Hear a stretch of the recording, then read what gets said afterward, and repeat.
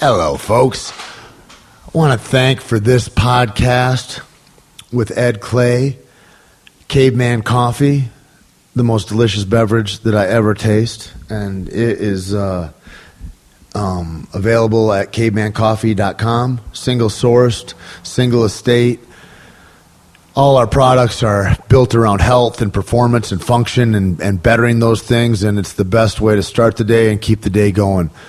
You can find everything about our history there and about the foundation of the company, what we stand for, what the values are, and there's links to a bunch of other awesome people that are out there trying to do good stuff for the world. So check us out at cavemancoffee.com, and I'd also like to thank onit.com, nutraceuticals galore for bettering your life in every kind of way, full line of physical programs from training motocoms to different kinds of implements, whether it's club bells or kettlebells or all that kind of stuff. You already know about it, onit.com.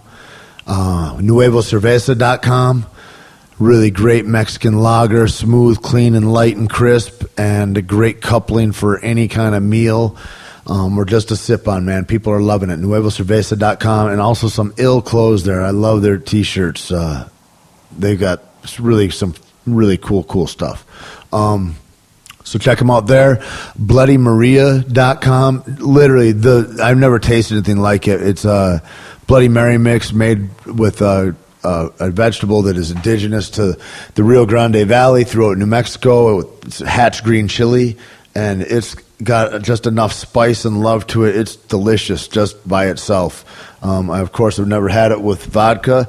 I'm sure it's great that way, too. If I ever do have it with vodka, probably won't be doing the podcast anymore, and you'll just read about me in the papers as a felon. Also, micheladas. They love mixing it with beer and making a little michelada. If you don't know about michelada, get knowledgeable, fool. All right? Float Clinic down in Torrance. Those, my friends, are some of the nicest people that I never get to see enough, but check them out at Float Clinic.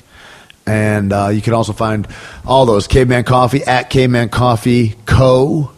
on Instagram, and Nuevo Cerveza is at Nuevo Cerveza. And My Bloody Maria is where you can find it on Instagram, at My Bloody Maria. And thank you for listening.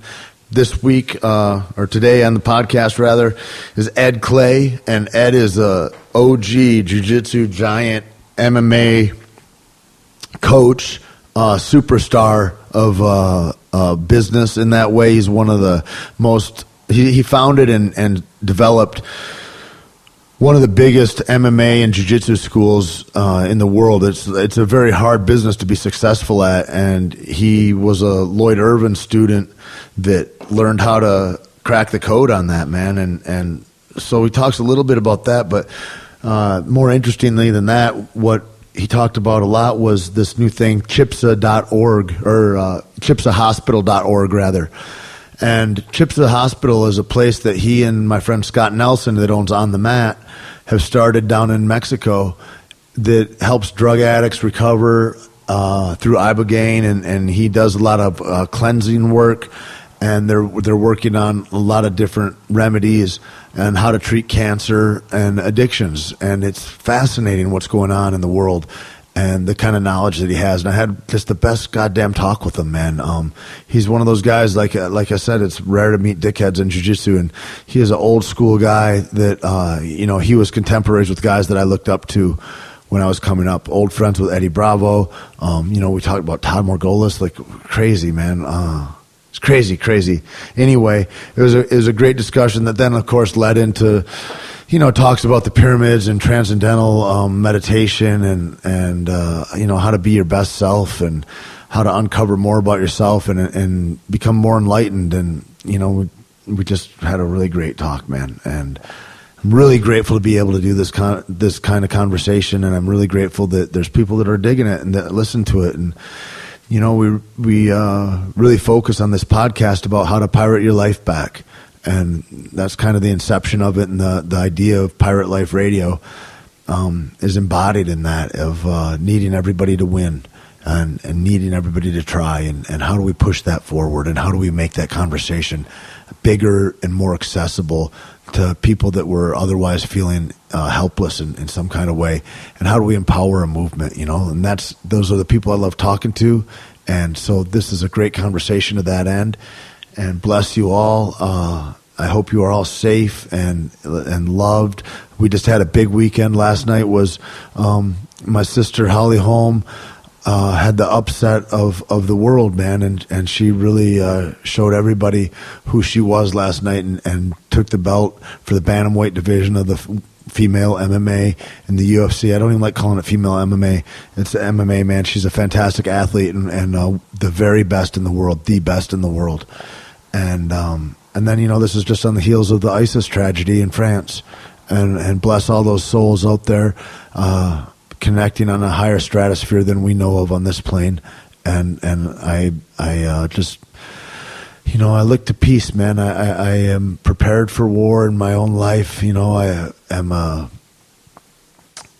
believer in that and defending oneself. But at the same time, man, I hold out for hope, for unity throughout us, and for connections that are deeper than our differences would allow us to have on the outside.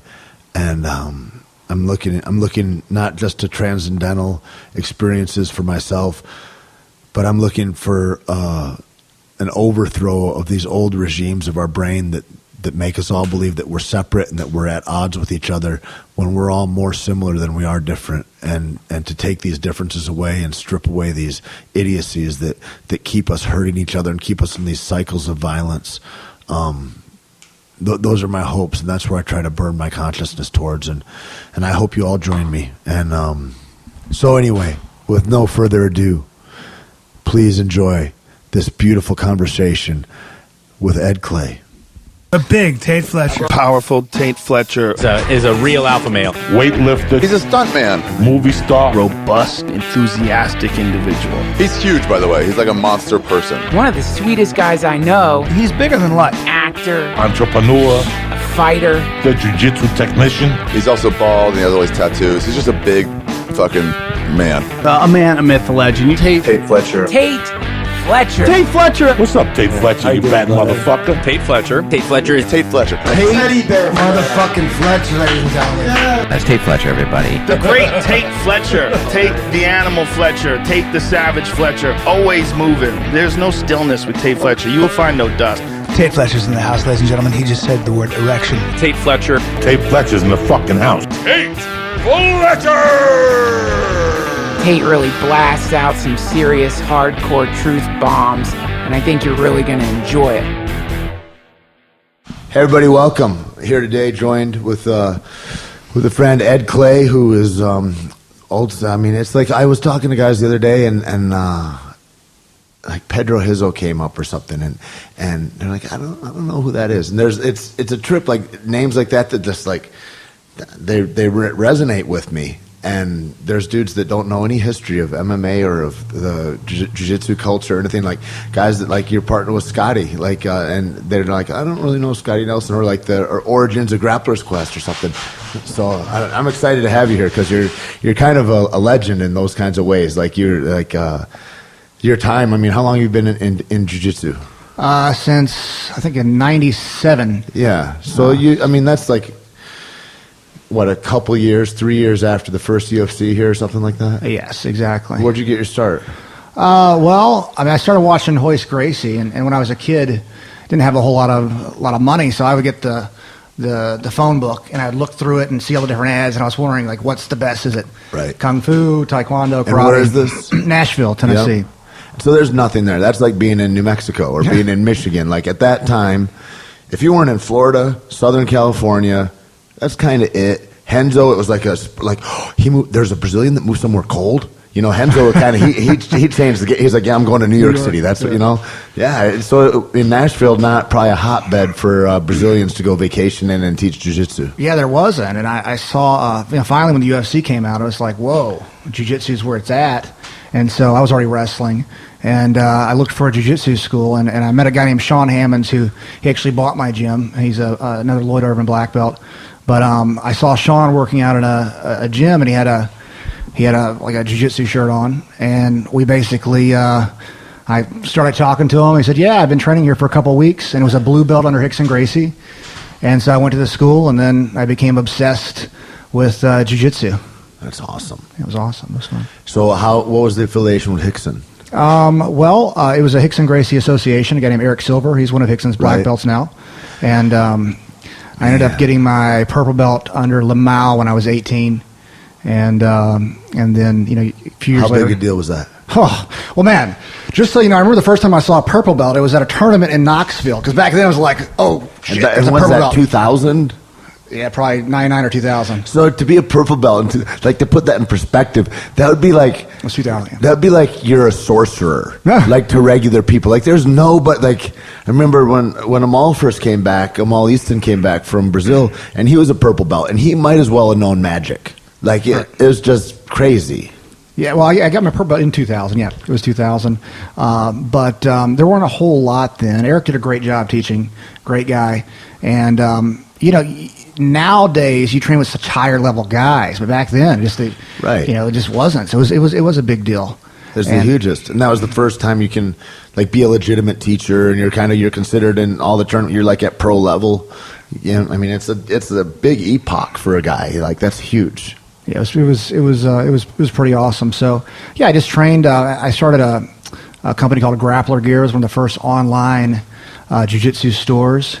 Started Submission Fighter magazine when I was like 19 years old. Huge. Full Contact Fighter. Did you ever do ads in there? You remember those guys? Oh yeah, Full Contact Fighter was the first. We were the second, really, of the underground type.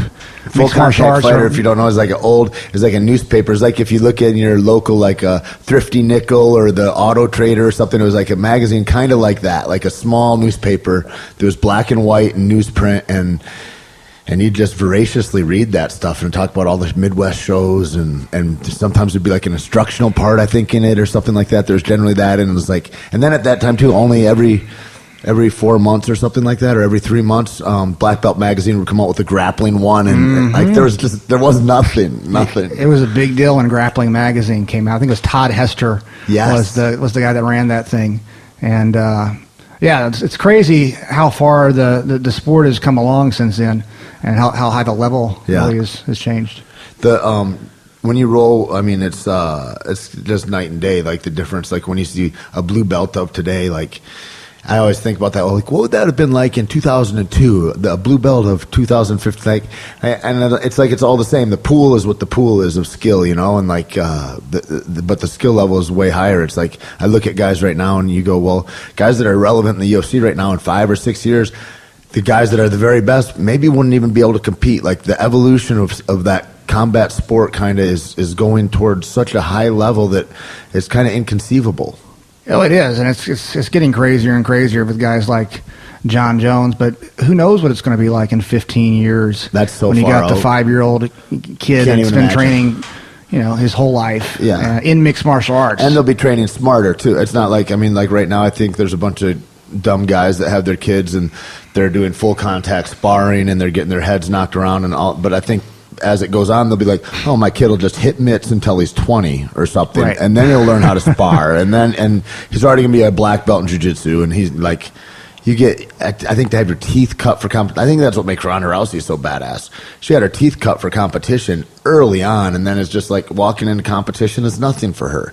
Like she carried that level to where most of the girls that she went against, it was just, there was no chance. You were just so outmatched mentally. Like even the physicality wasn't going to measure up. Yeah, and you know what I think it is too. Like, I think Ronda's a great fighter, but like she reminded me in a lot of ways of Mark Coleman when he came up, when he was so dominant and everybody's like, there's nobody that can beat him. And Pete Williams kicked him in the head, right? And what just happened last night? And it's it's just there was nobody at her level, right? So now she like Hoist Gracie. You got it, exactly. Like that's what I tell everybody. I'm like, well, it's a lot like Hoist because it's mostly amateurs that are women fighters. They're mostly they're not really professionals.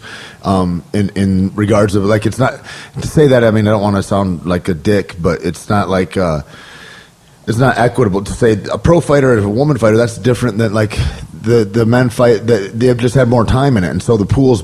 It's just like jiu-jitsu back in the day. It's like the pool is really deep for male MMA right now, and it wasn't until really recently, and Invicta is like what the second big one. The first one that they had that was all female was another Midwest show. Like everything came out of the Midwest there. The name's escaping me right now, but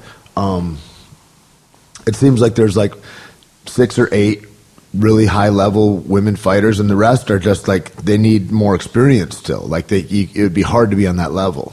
Yeah, and time is going to change it. Just like women's professional boxing is good. There's some really good boxers, but it's been going on for a long time. Right. So it's going to happen with mixed martial arts, and I think that there's going to be a lot of women that eventually catch up to Ronda in that way, the same way the sport evolved to where the fighters are better than Hoyce and better than Mark Coleman and those type of things, at least competitively. It's also better, like I think when I look at Ronda and I hope she's okay. I think that first shot that Holly hit her with, I think broke her jaw because I saw her mouth was just agape the whole time, and I was like, that's not right. There's something, and the first thought I had was like, if she doesn't close her mouth, she's going to get her jaw broken. And then I thought, oh no, this is the first round. That was the opener.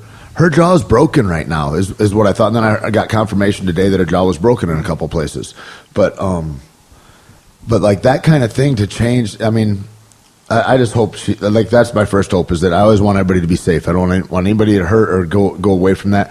But all the like what I hate about it is the aftermath, is like all the memes and the this and the, I told all that stuff. It's like, man, everybody's out there competing, doing what they love. You're seeing how they act in just brief moments and snippets, and God help you if you get judged on these brief moments and snippets in your life, especially while you're trying to do one of the most, frightening and kind of primal events ever, and it's on display for everybody to see. I mean, most folks are never going to know what that's like, and I got all respect and admiration for them, and in that way too with Holly, man, that's my homegirl and a sister of mine, like for years, and to see this happen, it's so exciting, man. It's just like another level of exuberance, and also how she raises the level then, because I was looking at Ronda striking and so impressed, and her striking is so on par, especially the last year and a half. It's gotten better and better and better and better.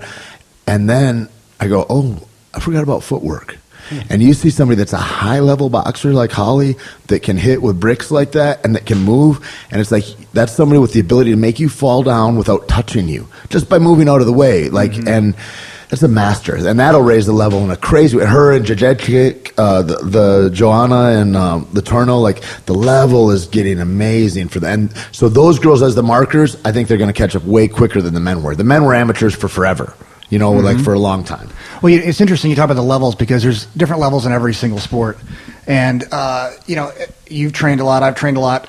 We can kind of see those levels. But, the difference between a high-level professional boxer boxing with a professional mixed martial artist, it's night and day. Certainly. I mean, and people don't really realize how much of a difference. Now, when you add the takedowns and those type of things, it complicates things for the stand-up fighter. So they might still get tagged, but their actual level at that is extremely high, higher than most people even understand or they don't comprehend how high it is. It's hard to comprehend it. Yeah. It's like, and you don't really know. I didn't know. It's like my first experience with jiu-jitsu.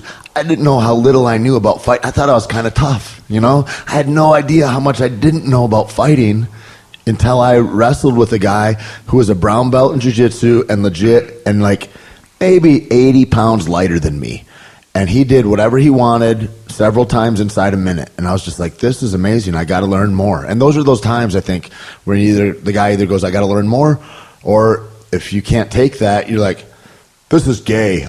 This is stupid or whatever. And you do that with it. It's one way or the other. But I was just like, I felt like, well, I got to see behind the curtain. What is this? What is this guard game? Like, amazing, man, and so beautiful. Like as you said, the evolution. I'm seeing guys now, like you look at like Gio and Boogie Martinez, a couple of Eddie's guys, and I look at these guys and they grow so quickly. Like Ruben Rivera that just went to Meta Challenger too. My boy Ruben or. Nate Harris, Luis Castillo, there's like endless amounts of them, but like the growth that happens is so exponential. They're getting black belts quicker and being proficient, not just getting black belts like a lot of guys just get like mercy belts or this or that, but these guys are competitive at the black belt level after 3.5 years or whatever, like BJ Penn style stuff, and we didn't see that since BJ Penn really. Like we're seeing it more and more now though. No, and what Eddie's great at, he's great at a lot of things, but he creates systems.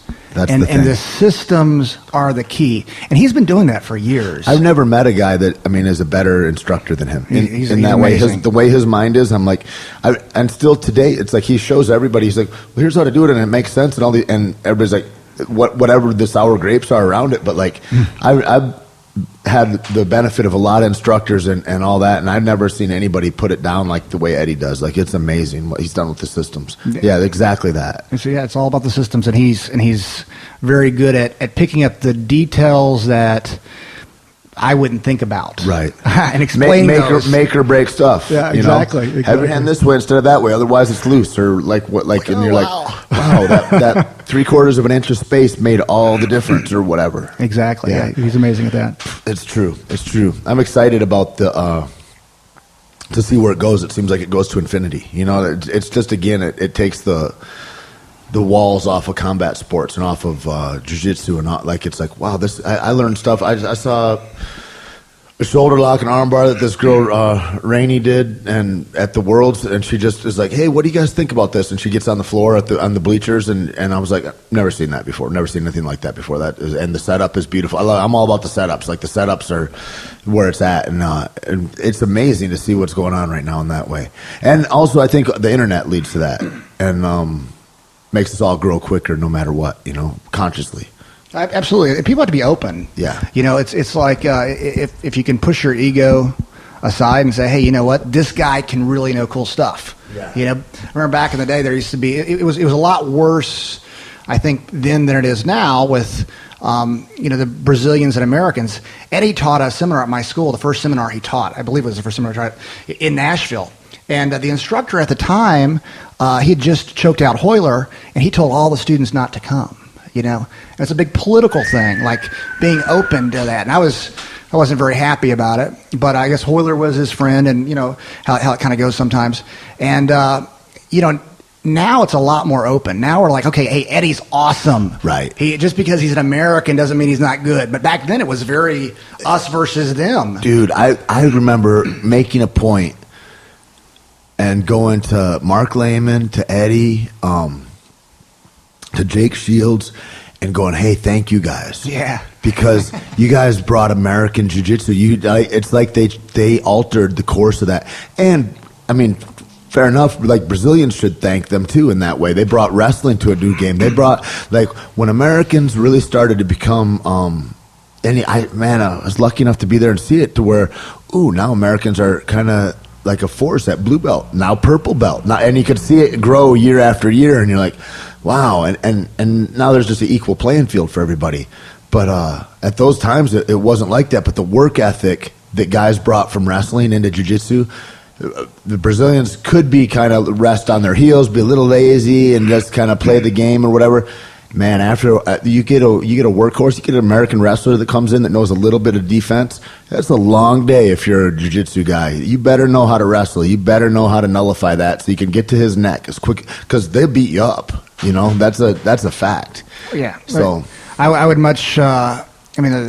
Tough wrestlers are much harder to fight than just a tough jiu-jitsu guy. Yeah. You're going to get beat up with a their tough mindset wrestler. is different. Absolutely. They're in rooms where you're trying to beat them out of the room. Like, it's like if you're a goddamn college wrestler, the toughest college wrestlers I know, they're like, I cried and I wanted to leave the first 2 months that I got into the room. Like, they tried to get me to quit. It's like, that's the thing, is everybody's trying to get everybody to quit, especially if you're the same weight.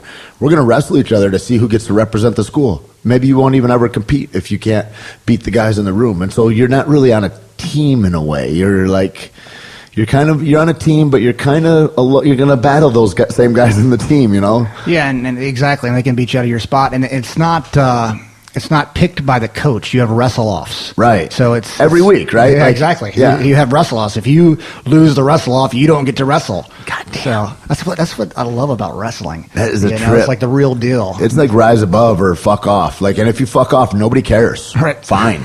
Bye-bye. Yeah, on your way. You can go ahead and make all your excuses to all your friends about how come they were dicks or it didn't work out or you're better than that anyway or whatever, but tough shit. You'll never be on the podium. Well, yeah, and that's why, like, if I ever have children, I want them to wrestle, at least boys, because it builds so much character. You learn about hard work, discipline. You learn how to lose. because we all lose at some point in our life, of course. Everybody loses at some point. But being able to lose with honor and not getting down on yourself. Take the lessons. Exactly. Take less success is going from failure to failure without loss of enthusiasm, you know. Yeah. Just saying, hey, you know what, now I got to go work harder. That's that thing about the taking the lessons, too, instead of going, here's the, you know, it's all moments. All our life is all these moments. And so here's this moment when I don't have my hand raised. And that's like the signifying moment of I've lost or whatever. But that's not where I lost. I lost when I let that dude pick my ankle, or I lost, you know, there's these other moments. And so to not get caught up in the drama, that's the emotional drama, the hand not getting raised.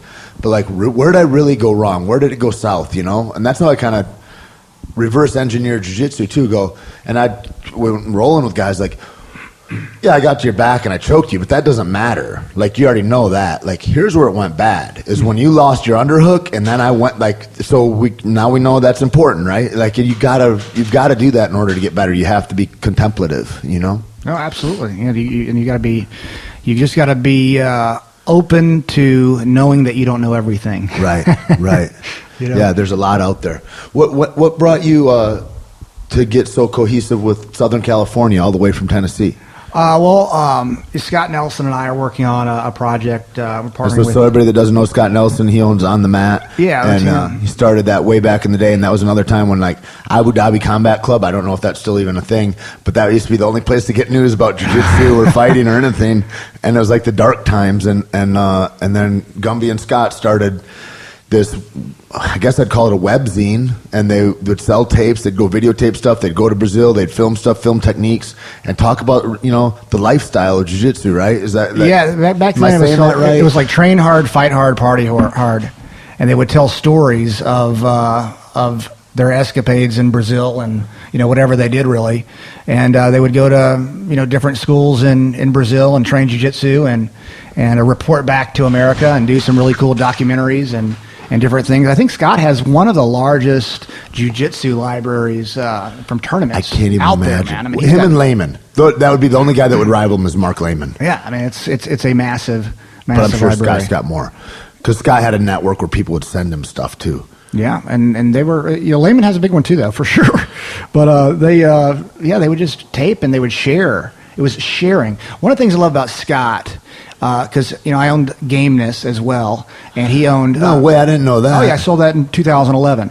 But so the Scott was, you know, starting I'm his. embarrassed. I'm embarrassed that I didn't know that. That's okay. God damn. Well, but Scott was starting his geek company. I'm like, dude, why not use my factory in Pakistan?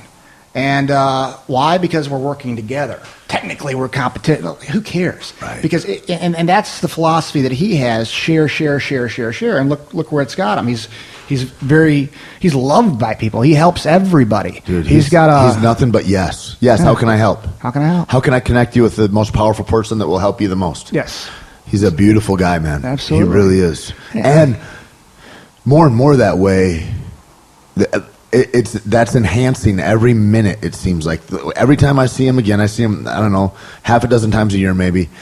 It's just that's the thing that strikes me. I'm like, how are you even more that way than you were the last time I saw you? It's like it's a real special gift he's got, and I mean, I don't know that it's a gift, but because that makes it sound like he doesn't work for it. And he's aware of it, and he's committed to that being who he is, you know, and that's beautiful, man. Absolutely, yeah. So that's. You know, and Scott's been one of my best friends since I was about 16. I actually met him at a jiu-jitsu tournament. I think it was Joe Moreira's tournament or something like that in California back in the day. And there was an opportunity to work on this project in Mexico. We're partnering with a hospital. It's called Chipsa Hospital. It was one of the oldest CHIPSA. Okay. It's one of the oldest alternative medicine hospitals down there. It's been open for 37 years. It had closed down for a couple years. The owner was a little older and was thinking about doing some different things, maybe retiring. Right. And we worked out a deal with them, and we're doing alternative cancer treatments there and doing ibogaine drug treatments there. And how did you learn about this? Chispa or Chipsa? Chipsa. Well, Chipsa. You know. For about 5 years, I've been trying to figure out how to open a legitimately licensed ibogaine treatment center in Mexico. Not that they're the ones that are down there aren't good, but like the licensing's tricky. There's a lot of ambiguity. Even in Mexico, it's Even in tricky. Mexico, yeah, there's a lot of ambiguity. Because as an American, I think whatever you want to do, you can do down there. Like, Right. Yeah. No. It's well, and you can do it, but there's still a lot of ambiguity. Right. And I wanted to do it. and does that ambiguity to me when you say it like that means you got to bribe some people, maybe, or like there's enough loose ends that like the wrong people could really fuck you up. Well, I would say that you just had the law completely isn't solid per se. Right. So there's different levels of the law. And that's regarding treating people medicinally with anything. Right, exactly. Yeah. So, this hospital, though, is fully licensed, and it has an experimental research license, which is awesome. So we are the first fully licensed hospital to do this.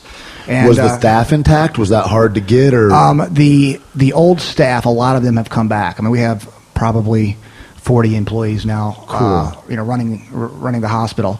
And we've hired a lot of nurses, a lot more doctors. But I think that the core was easy to get back right away. Yeah. And we opened this.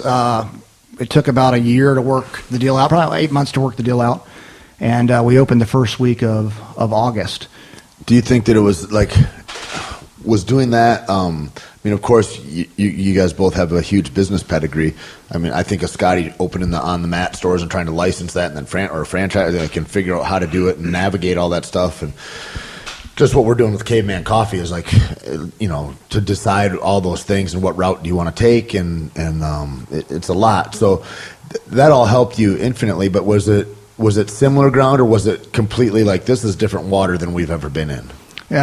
Different water than we've ever been in. It was one of the hardest things we've ever had to do. A lot of perseverance. You speak Spanish? Not much. Not enough. Poquito Espanol. Yeah. But it took about 4.5 years to figure the entire thing out. What Do you exactly have like needed to your be man done on the ground down there, like people that are like, these are the guys that we need to. Yeah, absolutely. We have a great team, down there, and a lot of great people working with us. But it was very difficult. And I found out about ibogaine years ago. I tore my LCL PCL meniscus, and I got addicted to Loratabs. And I was completely functional. And every time, about 2 years into it, I was trying to. I was like, I just almost want to stop, and I went through withdrawal. And so you got uncomfortable, and then you go, okay. I know a Loratab will fix this. Exactly. And and explain that discomfort for people. Like that's uncomfortable, like a sweating. It's like you're in a deep, heavy flu type symptoms, exactly. right? Yeah, flu-like symptoms. A lot of racing thoughts. It was the flu-like symptoms with the racing thoughts. The racing thoughts are what drove me crazy.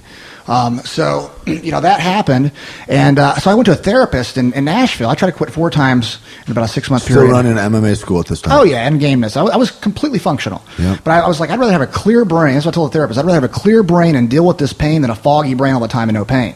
And he said, America's behind the times when it comes to drug treatment. Google ibogaine. Wow. And I'm like, okay. This is a medical doctor in America. I was a psychologist. Okay. Yep. And so I Googled ibogaine. I'm like, wait, this is too good to be true. And I was like, well, you know what? My gut was saying it was the real deal. Right. And I took a plane to Mexico City, took a bus 2 hours south, and there was a little facility down in Mexico, and I just did it. And I was home 72 hours later. You were in a hospital setting when you did this? No, it was somebody's home. Yeah, somebody's home. Got it. And beautiful location though. And I was home 72 hours later. Never had a craving. Never had a withdrawal. And it was like, that was it. And then I started thinking, what else is there? Explain the process of ibogaine. You drink it? No, ibogaine, it's generally given by body weight. And there's different different ideas on how to do it. But I took it in a pill form. And about 45 minutes in, I get a buzzing in my ears. I hear this buzz. And it's deeply introspective. It's like a movie. Well, for me, it was like a movie of my life. I got to see, like, I'm 6 years old. Are you awake or are you asleep? Well, you're awake and asleep, sort of. It's like the waking dream. Your eyes are... If I were to look at you, would I think you're conscious or unconscious? Like as an outside observer of the body of the person on ibogaine? Probably. You probably think I'm unconscious. My eyes are closed, but I'm in REM, but I'm completely awake. You know? But you couldn't open your eyes, right? You can open them. It kind of hurts your eyes to open them. Okay. So, but it was, it immediately stopped the withdrawal. Ibogaine works on the withdrawal. I mean, every time for a short-lasting opiate like Loratab, OxyContin, heroin, things like that. It'll knock out probably 99% of the withdrawal for everyone. Something like methadone or Suboxone, there's different protocols. You can't give them Ibogaine right away because it lasts a lot longer in the body. Right. That's what they thought originally when they started prescribing methadone, was that it's a long-acting opioid that will suppress cravings for longer periods of time than if you just were to hit dope every now and then or something like that. But basically you're getting them strung out. It's just like a long-acting heroin is what it becomes. Like you're just getting them strung out in a deeper way. And that's a heavier withdrawal than Loratabs or anything else. That Much heavier. That feels like your marrow is getting pulled out of your fucking bones. That is a horrible Days withdrawal. and days and days. Yeah. Yeah, so Ibogaine is not recommended for that kind of use? No. I feel like I swear to God, I don't know how you feel about this, but whenever anybody is prescribed methadone or Suboxone, like I meet guys in recovery a lot that are like, oh yeah, and I'm on Suboxone. I'm like, you're fucked. Like to me, that's like, first it means that you don't really want to get clean. Like you're pretending, kind of. And then another thing is that if you do really want to, you're being imprisoned in a way you're not aware of, and you're not going to get clean probably. Like it's going to be so much harder. Not that you're not going to. I don't want to take hope away, but you're going to make it a ton tougher. Yeah, it helps some people like immediately get off the street, and I do believe it's helped people, just like I believe AA has helped people or NA has helped people. There's different ways to do things with something like methadone or Suboxone. If their intention really is to get off of the X, Y, or Z. Yeah, and they stick to a strict protocol and work their way down off of the methadone or Suboxone, then it's good. Yeah. But for the most part, I don't think that happens, and they get on it for a very long time. But what they would do That's pushed also. Yes, it's majorly pushed. I've been with friends of mine where we go and we try to get on the program, and they're like, he's like, I want to do a step down program, and they're like, yeah, we don't do that here. We do. We just do a long-term program, and so we do methadone maintenance. That's it. And he goes, I just want to get off. I just want to get off this, and I want to do the step down. They're like, yeah, we don't do that here. We don't know anybody that does. And I don't want to step in there with a guy trying to get well, and so I don't say anything. And he said, then I'm going to walk. I'm not going to get strung out on methadone too. And he gets like 4 steps from the door, and they go, okay, we'll do a step down program with you. And I'm like, that's a government fucking agency. Like, so they push that. They want you on drugs because their agency then gets more federal money. Well, yeah, there's not a whole lot of money in a cure for anything. Right. You want to take the medication and take the medication, and it's bad stuff. But no, people can get off of methadone and Suboxone with Ibogaine. We suggest they can actually come down and stay at the hospital for 2 to 3 weeks, and we actually detox them with Gerson therapy. I'm not familiar. So Gerson, it was made by Max Gerson. He was a doctor, and he originally did it for TB, and but it turned into a cancer diet. Basically, you're taking in about between 15 and 20 pounds of raw, fresh, organic pressed fruits and vegetables a day. Very specific diet, no salt, added potassium, and you're doing 5 coffee enemas a day. The coffee enemas, it's just a major liver detox. It just releases bile to the liver, releases glutathione, natural painkiller. For instance, we have a cancer patient down there right now. I picked him up from the airport. I asked him on a scale of 1 to 10, what's your pain? He was moaning. I felt horrible for the guy. He's like 11.5. 3 days later, off of his pain medication with the coffee enemas, asked when his pain was a 3. Wow. And it's amazing what coffee enemas do for pain. But it has a lot of other great benefits as well. But the coffee enemas pump the liver, all the bile, the toxins out of the liver through the gallbladder, through your intestines, and out. And so combining that with the fresh, organic fruits and vegetables a day and the coffee enemas, it's a powerful detox. When I first did Gerson, it was pretty amazing. I did it for a week the first time, and 2 days in, I had a little wart I had fall off my finger, just randomly. I had it removed twice, just fell off. And for melanoma, we have a 5-year retrospective melanoma study. The results from that study are amazing. The results are amazing. From Gerson therapy. From Gerson therapy, yes, absolutely. Now, do I think that the results now are as good as they used to be in the 40s, 50s? Probably not, because back then we didn't have antibiotics. Right. Back then, people got fevers. Now we give Tylenol for a fever. The thought at our hospital is fevers are a good thing. It's an immune response. Our immune system's kicking in. So now when I get a fever, I don't take Tylenol. If it got up to 104 or something like that, I would. Sure. But for the most part, I want my immune system working and kicking. I mean, that's It's kind of like that same idea they have with swelling, right? When they go, yeah, let's not ice that, let's keep it swollen, and that is the bringing a response from the body. That's it. That's like the prolotherapy, for instance. Yes, exactly. Yeah. Yep. And but for it's probably from what I've seen, what I've experienced, the most powerful detox there is. It's for specifically it's used in cancer patients. So doing it for a drug addict who's on methadone or Suboxone, we can take it to where if they were to do Ibogaine to get off of Suboxone or methadone, they had to be off for about 3 weeks, and you'd switch them to a short-lasting opiate for 3 weeks. We can drastically reduce that time with the Gerson diet. Rad. Because we're detoxing the heck out of their body. We had a guy on 150 milligrams of methadone. He was off of the methadone for 10 days. We brought him to the hospital. We detoxed him on Gerson, strict Gerson for 4 days. For those that don't know, that's a huge amount. It's a huge amount. Huge amount. Like, if you're going to go do a step-down program, you're a dope junkie, like, start at 25 or 30 milligrams, and then you step down to 25, and then 22, and like, over the month, you go down to 2 milligrams. Like, that's crazy. It's a crazy amount.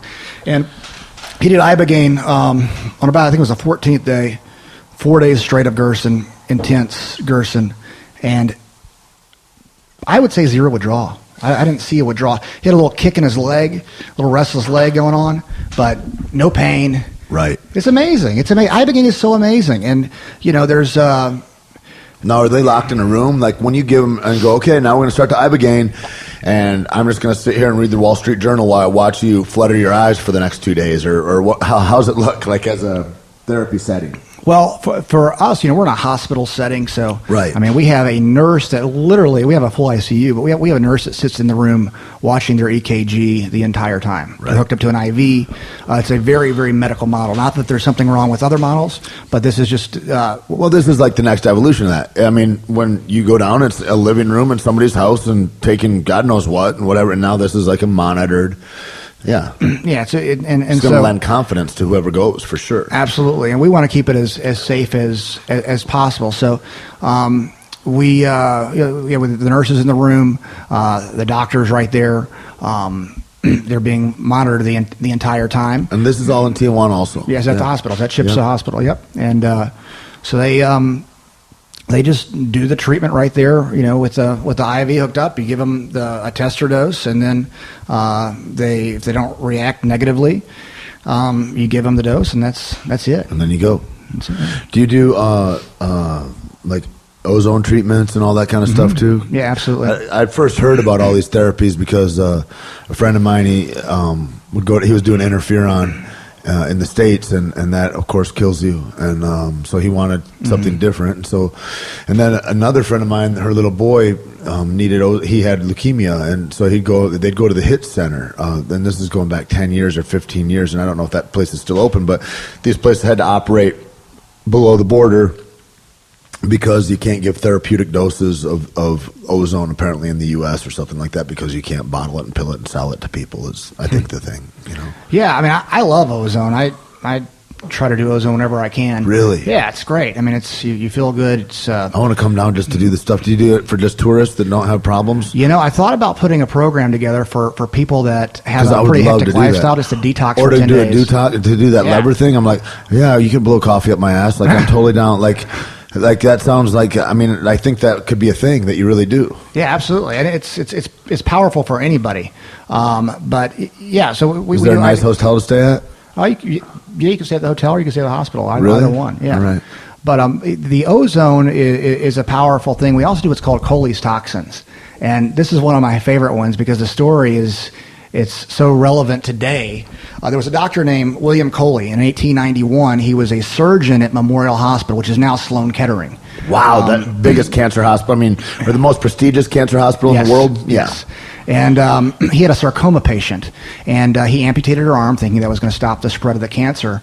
And she died a few weeks later. Really upset him. So he went through the files of Memorial Hospital to see if anyone had ever survived a sarcoma, and nobody had survived except one patient.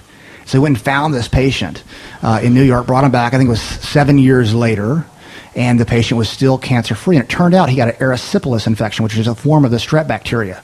So Coley thought, well, if an accidental infection would cause this remission, like so should an intentional infection. So his next patient, he infected them with this bacteria, and they went into complete remission. That's crazy. What a risk. Also. Oh yeah, well, you can't do that today. Doctors aren't allowed to be so innovative, and you know, but the patient was going to die of a sarcoma patient. But yeah, he couldn't do it today. So his next few patients, some of them actually died from the infection. Right. He had I some would more imagine remissions. you'd have some of that. So then he changed it to a dead bacteria. And from Which means what? It's just it basically isn't going to replicate and go crazy. Okay. So from 1891 to 1936, Dr. Coley had a higher success rate treating most cancers with his Coley's toxins than we do today. In 1953, his daughter is a lady named Helen Coley Knotts. She published monographs of the 896 patients that her dad treated, proving this. And she founded the Cancer Research Institute, which is now the largest immunological research institute in the world. There's the William Coley Awards. Dr. Coley is now considered the father of immunotherapy. Immunotherapy, in my opinion, is where I think that they will eventually find the cure. Doctors in America will find the cure. You have Duke University doing for a glioblastoma. It's a very aggressive form of brain cancer, doubles in size every 2 to 3 weeks. I think the 5-year survival is 10%. It's super brutal. They injected the polio virus into 22 patients. 11 had amazing responses to the injection. And so you're talking about 50%. Now, it's first phase trials where they're just trying to figure out the dosages. But, I mean, that's amazing. At the Mayo Clinic, they injected a multiple myeloma patient who had a glioblastoma with the measles virus. In 48 hours, all the tumors she had, including the glioblastoma, including the brain tumor, were gone. They're completely gone. So this is the next evolution. So any kind of bacteria will work, or they're finding that several do. Or viruses. They're programming these. They're literally programming these viruses to basically attach to the cancer. And what they're finding, though, is it's the immune system that kicks in and fights the cancer. It's not necessarily the measles or the polio that's killing the cancer, the immune system. And that's what our hospital does. We're an immunotherapy hospital. We're You're creating tapping into everybody's inner superhero. You got a superhero in your body. You don't know about it, and this is how you unlock it. That's exactly right. That's the It's idea. a fucking beautiful thing. The hard part, though, is, and nobody really understands how to get the body to recognize that the cancer's there if it's already missed it. So, like, you know, it's that's the hard part. So how do you, even if you get the immune system functioning great again, you need these fever-type therapies like Coley's, or even Gerson is in a way, because Gerson, every couple weeks you get a healing response. So you get kind of sick, and it's just toxins building up in your liver. Do more coffee and release them, and then you're feeling better. So a good example. Now, it works for a lot of different things. My mom spent 3 weeks at the hospital in September. My mom has severe rheumatoid arthritis. I'm talking about, she was probably about a year away from a wheelchair. And so I've done a ton of research. After I did Ibogaine, I said, well, what else is out there that we don't know about? So I started just studying for my mom.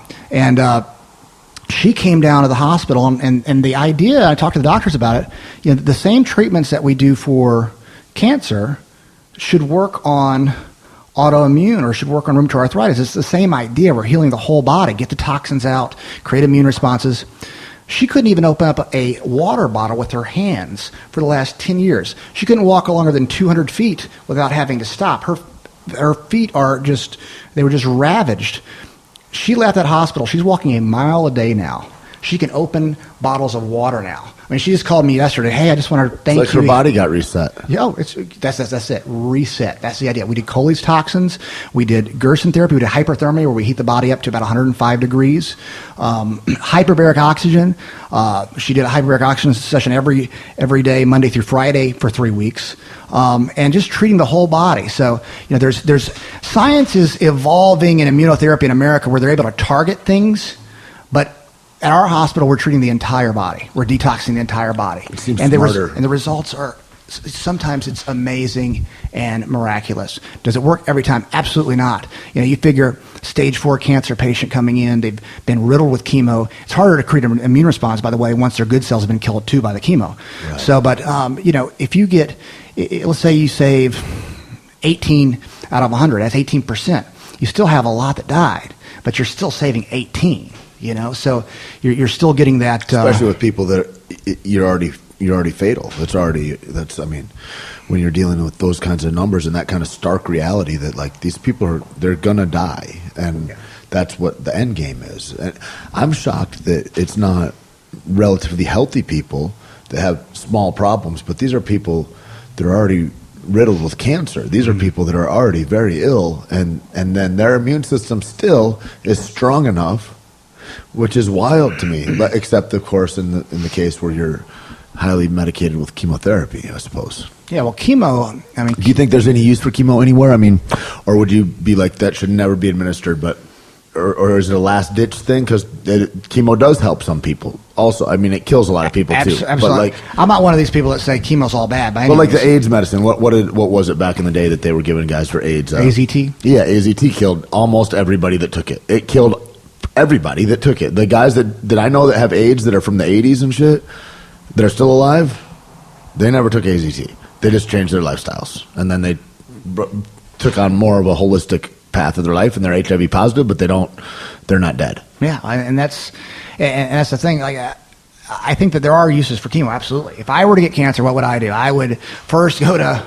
Okay, let me ask you this. Before that, if you were to get cancer, does it depend on what type of cancer you get? Absolutely. Okay. I mean, if I had a brain cancer, if I had like a glioblastoma, I would do whatever I could to get to Dr. Brzezinski in Houston.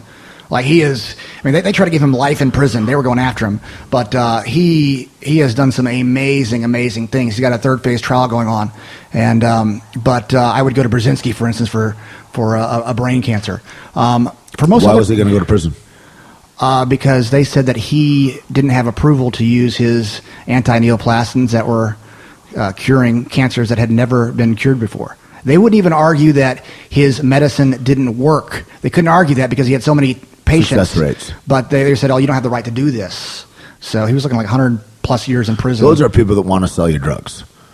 That are behind that. That's behind that prosecution. Those are people that don't want a cure for cancer. Absolutely. They don't. So, but yeah, that's that. So for brain cancer, Brzezinski. For most other, I would go to Mexico or Germany. There's good hospitals in both. Is Germany on the same kind of protocol? Germany allows their doctors to do whatever they can to help their patients. So it's not, the doctors have the right to do that. We're pretty backwards here. Is that a Christian-dominated problem, or is that a monetary-dominated problem? Is that a fiscal issue, or is that a religious kind of puritanical issue of that we don't want to use stem cells, or we don't like we're behind everywhere else in the world medically in America right now. Like we're on par with Pakistan, or maybe not even at their level. It's like we're barbaric. Well, yeah, for emergency medicine, I'd say we're good, but for healing people, not so good. I think it's a profit motive. It's fascism in a way. It's the pharmaceutical industries paying off the politicians. It's the most immoral things you can imagine. You or I can't really comprehend it. People always say, "Oh, if there was a cure for cancer, we would know it." That is right. And I believe the people that are saying that are good people. I believe that too, but I also believe that they're not aware. They're not very conscious, because they're like, if you believe that there's not somebody that developed a car that can run on water or whatever. Like, if you don't think that with all the resources that we have at our command in 2015 that we couldn't figure out better ways for everything, like, that would be better, that there wouldn't be a slip in the thing, there wouldn't be job loss because you'd create other jobs with these new things. that we could not run off fossil fuels or off of nuclear power anymore, you're out of your mind. There's people stopping that. Of course they already know all that stuff. Of course. Of course, yeah, it's all for profit, and it's just the incestuous relationship. Even if you look at like the FDA, you get these guys going to work for the pharmaceutical companies before and after, and it's wrong. And good people don't really understand that. But when you look into it, you're like, whoa, this is the real deal. There's some real sick things going on there, and they call people like us criminal. Yeah, but we're just trying to help people. When in fact it's like the largest criminal activity you could do to allow people to die. You're talking about, I want to blow coffee up your ass and have you eat fruits and vegetables in copious amounts. And to do that, we're going to have to go into another country because America's not free enough to do that. Yeah. That's fucking insane. It's crazy. That is crazy. And then I have this iboga plant, that we're also going to eat that too. But we'll have to be south of the border. Yeah, it's going to stop all withdrawal, or 99% of withdrawal. That's so nuts, man. Yeah, it's backwards. Do you ever talk to Brian Simmons about any of this? Yeah. Brian's got, he's deeply invested in plant therapies and all that kind of thing. I've talked to Brian a lot about it. Yeah. He's done ayahuasca a number of times, and he's a big believer. So, I have one friend I know that went and he did iboga, and he did it in somebody's house in Mexico, similar to your experience. And he's an alcoholic dude, and he's strung out on pills, oxys, and he said, dude, it was nightmarish. He said, it was dark. He says it was the darkest experiences in my life. He says, you're looking into nooks and crannies of your history that you've been avoiding and that you don't want. And he says, and it was a terrifying nightmare for 2 days. And I go ask him all the same thing. Are you asleep? What do you look like? Are you thrashing about? He's like, no, you're just kind of laying there. You look like you're in a peaceful sleep. And he goes, and this stuff is going on in your head. And he's like, it's the hardest work ever. It's like very, very difficult facing all this stuff. And then I go, well, did you get off the pills? And how are you doing? And he goes, no. I go, oh, well, it sounds horrible then. Are you sorry you did it? He goes, no, it was very, I'm really glad I did it. I didn't really understand his answer, and I think that maybe he was fucked up at the time I was talking to him also. Mm-hmm. But that begs another question that, you are an expert in this field, that I look at addiction, and whenever people talk to me about it, I go, well, you got to define your terms of what that means first, because you're talking about people that want to get well, and so that could be almost anybody. But I look at it and I go, well, if you got 20 people and I put you all in a barn and I give you all X substance for 60 days, everybody's going to be physically assimilated to that, where they need that, or they're going to get sick if they stop taking it. They're going to be habituated for that thing, right? They'll be addicted, we would call that. Mm-hmm. Now, if that thing is something that kills them, that's very nefarious for their body and for their lifestyle and for their family interactions and it all that, then that's a thing that they wouldn't want to do again. But yet, 20% of the people or 10% of the people, a smaller fraction, is going to go ahead and be a chronic recidivism. They're going to go back to that same thing again, even though they get clean off it. And that becomes the problem then and that becomes where a true addict is, I think. Mm-hmm. People can be addicted to things, I guess is my point, and not be addicts. What do you think about that idea? I agree. Addiction is super complicated. Because it's a complicated thing. So that's why I stopped the idea right there. And I'm like, okay, right there, what do you think about that? Because that's something that, because my mom asked me about it or whatever, and I try to, you try to tell this to somebody that's never had any issues with anything. I'm like, it's kind of like this. You and I can get addicted to the same thing, but I'm going to go ahead and crave that and want that again, even after I get clear from it. Mm-hmm. And that's a different kind of twist in the brain. It is. It's complicated depending on exactly what it is. Something like ibogaine for opiates, a lot of people look at these things like, or say ibogaine's a magic bullet. I don't believe that. Ibogaine does great with withdrawals. It will stop most of the cravings that person's going to have, physical cravings, for a while. But they've got to do the work on themselves. You've got to dig in deep. You've got to do therapy afterwards. Connect spiritually to something. Forgive yourself.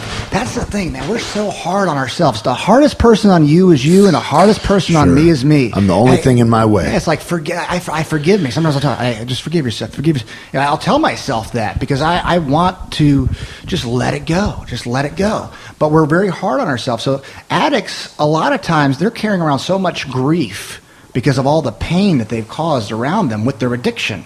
And they have to say, hey, that was in my past. I forgive myself. Yes, everybody around you, but they got to forgive themselves. And you got to really decide to be different. Yeah. I'm going to be, I'm walking in new shoes. I'm walking in a new direction as a new man. Absolutely. I mean, that has to be a thing that happens. That's why I think this is an interesting thing about Ibogaine, because there's like I've never experienced it, but would it be out of line to call it like a rebirth or a reemergence of the self or something in a way? Yes, for many people. You were just talking about like intention. If someone really wants to get clean and they do Ibogaine, I believe they're going to get clean. I believe that. If they don't really want to, it's probably not going to work. Right. It's going to stop the withdrawal. You have an opportunity here, but are you going to take the opportunity? And if you're not going to take the opportunity, where else in your life have you not been taking the opportunity? Right. Right. Because we're living in these cycles and these patterns over and over and over again. So yes, first thing is clear intention. I am going to get better now.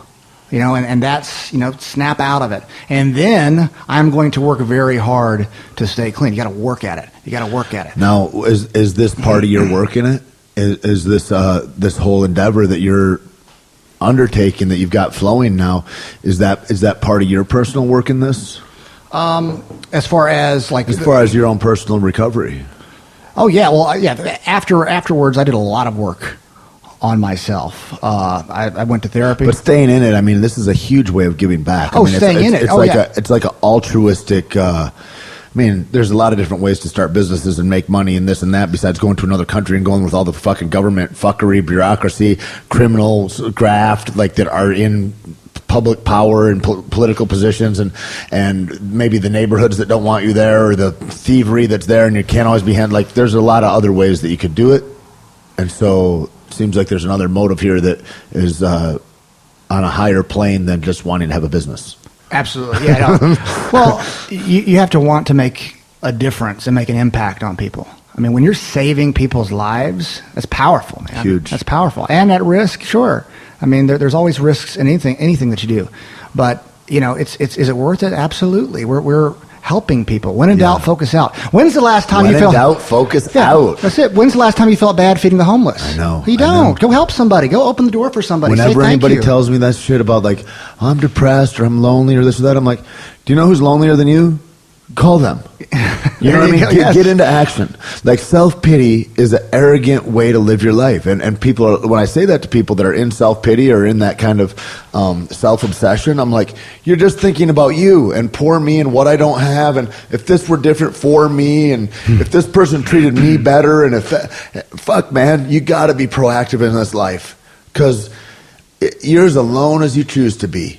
But it takes the reaching out to not be alone anymore, to be part of the whole tribe, Absolutely. And one of the things I think overall, a commonality with the psychedelics is you realize that we're all connected. We're all connected. I don't know exactly how, but we're all connected. And it's this energy of love that it's just a free energy. I really think about it like when the Christians talk about like the Holy Spirit. The Catholics are really into that the most. I don't know, but like all Christians, they think of the Trinity and all that kind of thing. And I think that spirit, that's the, I think that is the connecting thing. I think it gets mutated when a lot of folks talk about it, but I think that's the healing, communal, unifying fabric that we're woven in, is that soul. There's like a universal soul we're all a part of, and the only thing that separates us from that, I think, is our ego. And we can decide to be alone, or we can decide to be part of this God field, if you will, or for lack of a better term, this fabric that is all our souls woven together. And you can choose to think that I'm outside of the realm of that, and then thus you are. Or you can be a part of that, I think that's an important thing. It's like the way that you're talking about that you kind of trick the body into being its own superhero in ways that people don't know that their body can heal itself.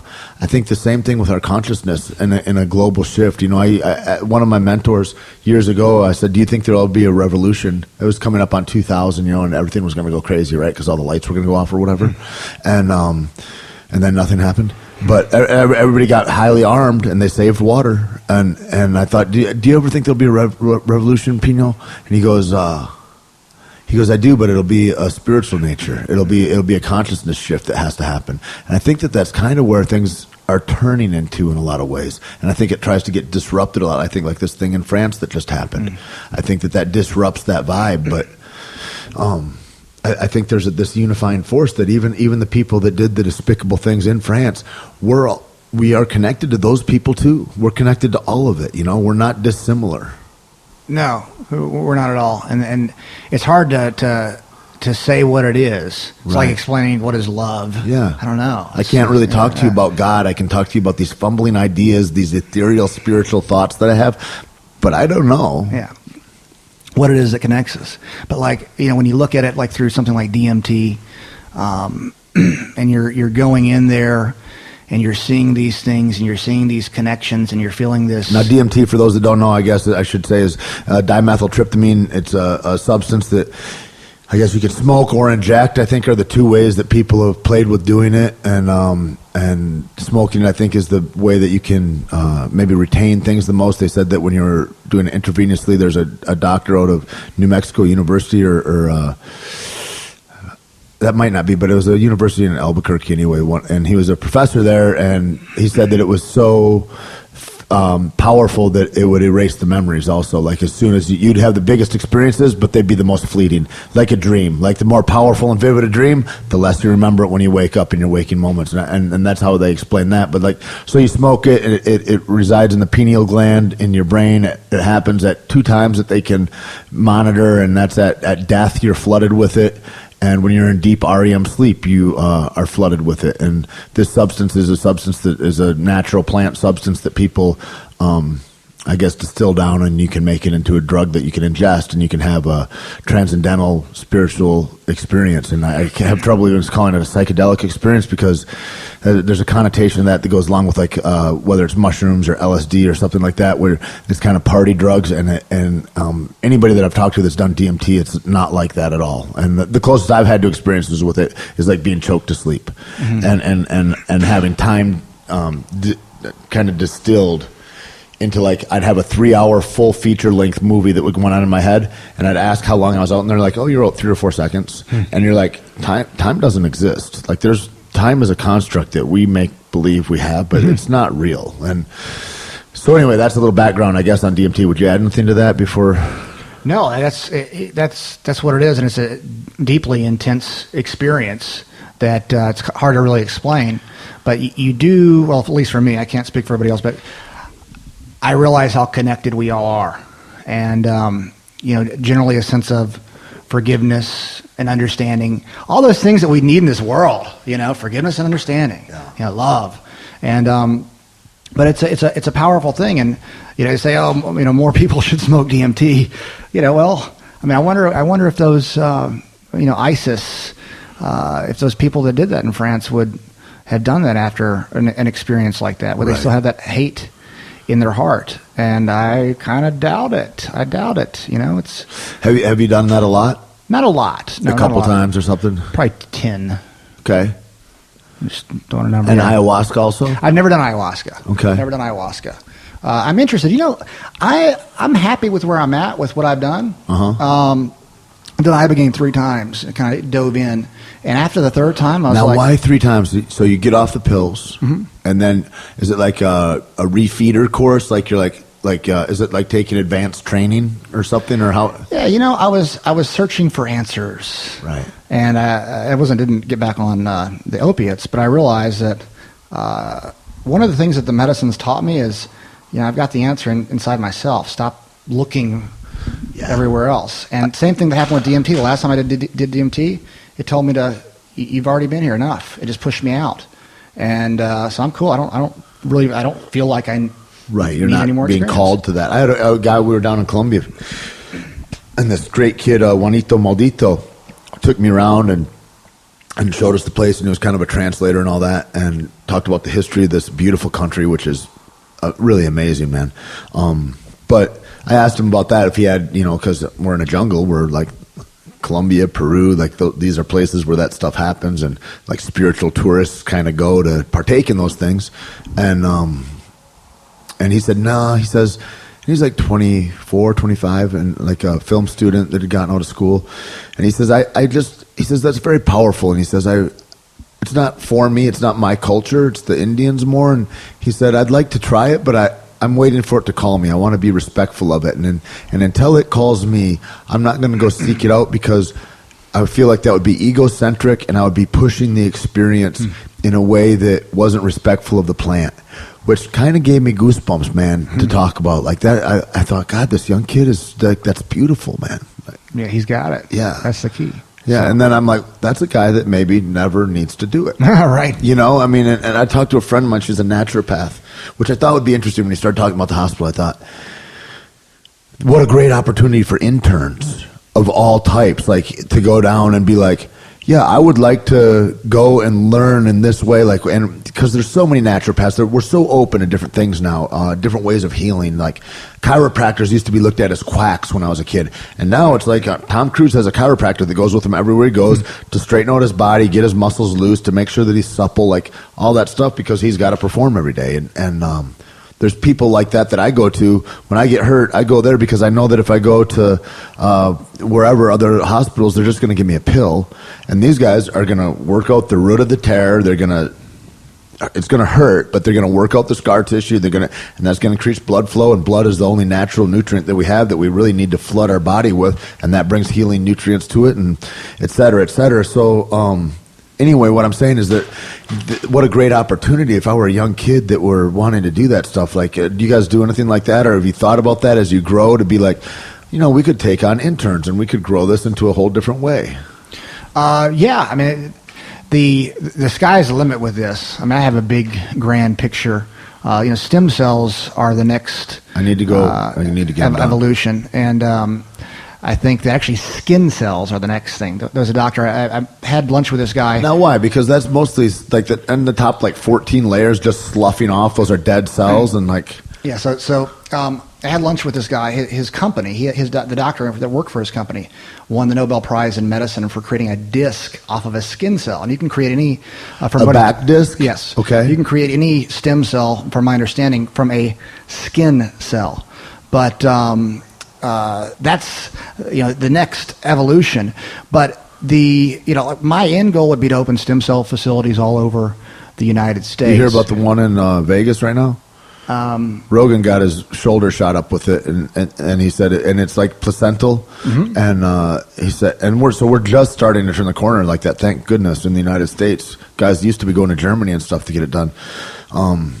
But the interesting thing that really speaks to me about that is that any cell in the body, taken out of its original form, if you have a young cell or whatever, like which speaks to placental cells or whatever it's near, it will become that thing, right? And so it's kind of like the idea of, you're a sum of the 5 people that you hang out with the most. It's kind of like that cell. If it's by a fingernail, it grows into a fingernail cell. If it's by a tendon, it grows into a tendon cell. If it's by and that's amazing, man. Just wait. Number 1 cause of death in America is heart failure, or heart disease.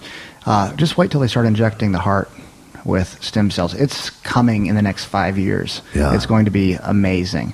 So, now, is this the thing you think you should do at the onset of a problem, or waiting until later? Because I'm in a position right now. I have a friend of mine who's had a bunch of shoulder surgeries, and he just got a replacement, and it didn't take very well. And they're like, it's kind of too late for stem cells for you because you're so cut up. We've hacked you up with this old archaic medicine that we have to use in America. And if you'd have done this 15 years ago, it could have saved your shoulder and regrown all that stuff. And so is there a thing like I've got tears all through every tendon and ligament in my shoulder. And I'm wondering to go and get that injected now versus I put everything off. I put off going to the dentist. I mean, it's is there a thing where you need to jump on things as soon as there's an injury?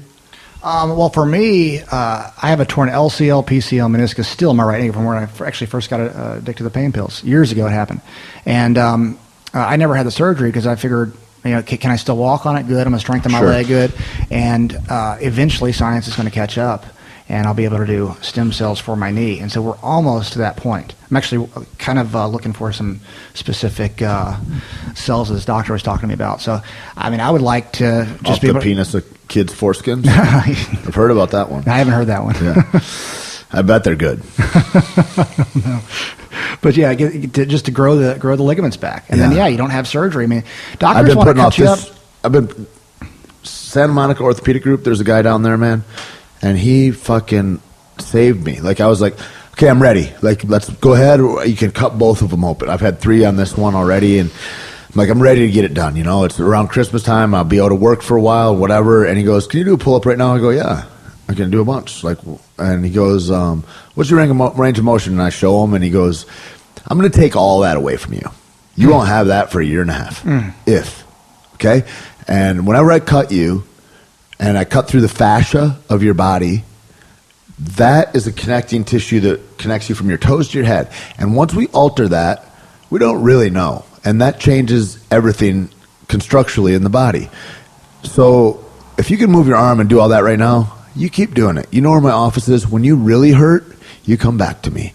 He said, but I can have you in a deep squat and flip your hip up today. Like I can change your hip. We're great at that. Knees and shoulders, we're not really so good at. And this is a guy that his job is fixing knees and shoulders. Like and I was so grateful for that. And so I've been, I'm 4 years later, and it's like, I've got different things I can and can't do with it. But that's kind of what I've been waiting for. I've been waiting for a thing like a panacea to come and wash over me and make me whole again. Like, it's goddamn, I don't trust where we're at with medicine right now. Well, when we're ready at the hospital, I'll let you know, and you can come down and that'd be fantastic. Talk to our doctors and see what they can do for you, because that's. I'd love to just go get my liver detoxed right now. Oh man! I mean, you think about the testing. When you turn 40, you're going to have to get X, Y, and Z tests done. I'm like, how about we just stay healthy? Like, you're getting a test to look for colon polyps or something, instead of like, let's fucking douche out the whole system and start fresh again. Like, and that's what you're offering at this place. Like, that's what is so interesting to me, is like, if we took better care, I mean, it's kind of like somebody offered me one time, they go, listen, you get your body for free. And we're like in a mall and looking around. He goes, and you can tell people got it for free, because what do they regard something what they get for free as? Nothing. And look at them. They think if you paid $100,000 for your body, which is, by the way, biologically and mechanically the most beautiful and seamless machine ever made, you would take better goddamn care of it. But people don't do that. And so, like, you get a chance to refurbish the machine when you're smart enough to go, I want to take good care of this thing. It's almost like a second chance. Oh, absolutely, and that's kind of what it does. It's a resetting, your immune system. Same thing. I mean, even if you want to do some of the other treatments, you do the Gerson with the 13 juices a day, pressed juices, and the coffee enemas. Is that a problem with all the sugar? Like, it strikes me, like I said earlier, different kinds of sugar. Like a ketogenic guy, and so like, I guess it's going to change you. It's a different diet. It's going to be different than what you're eating, but even with cancer patients, you don't give a shit about sugar, that. bad sugar type thing. Okay. And, so it's a different kind, and it's sugar from fruits is not a bad thing. And your body is cleansing, I would imagine, so quickly that the insulin response isn't probably the same when you're flooding the body with toxins and flushing it out on a daily basis. How many times a day? 4 times a day? 5. 5 times a day. So it's more than you're having a bowel movement every day anyway, as it is. It's like you're accelerating your digestive system in a huge way. Oh, absolutely. What's kind of cool about Gerson therapy, if someone needs to lose weight, they'll lose weight. If they need to gain weight, they'll gain weight. Wow. So for cancer patients who can't eat or anything, then all of a sudden they're being flooded with all this awesome nutrition. Rad. And it works amazing. It's kind of like, you ever see like a fire that's like dim and they pour gasoline and boom, it lights up. That's what Gerson does to the cells. It just lights everything up. You feel like, whoa, it's like it's almost like a little high while you're on it, What do you maintain your diet as? Are you careful about that now, or you're like, whatever, or is there something you know, that you as an athlete and maybe having suffered emotional, you know, traumas, I guess, for lack of a better term, from drug dependency and all that, like that you keep to stabilize your moods better, or are you careful about how you eat in that way, or anything like that? Yeah, well, I mean, everybody has their ups and downs per se, but you know, generally, I don't stick to the Gerson diet. Of course, yeah. You know. But I don't eat a whole lot of red meat. Fish, chicken is what I stick to, and then lots of vegetables. You know, really whatever it is. What about glutens? Do you eat the glutens? I try to lay off the glutens for the most part. Yeah. I mean, every now and then, but no. I mean, it's not a whole lot. They just don't make me feel good. It's like my thing is like, and then I get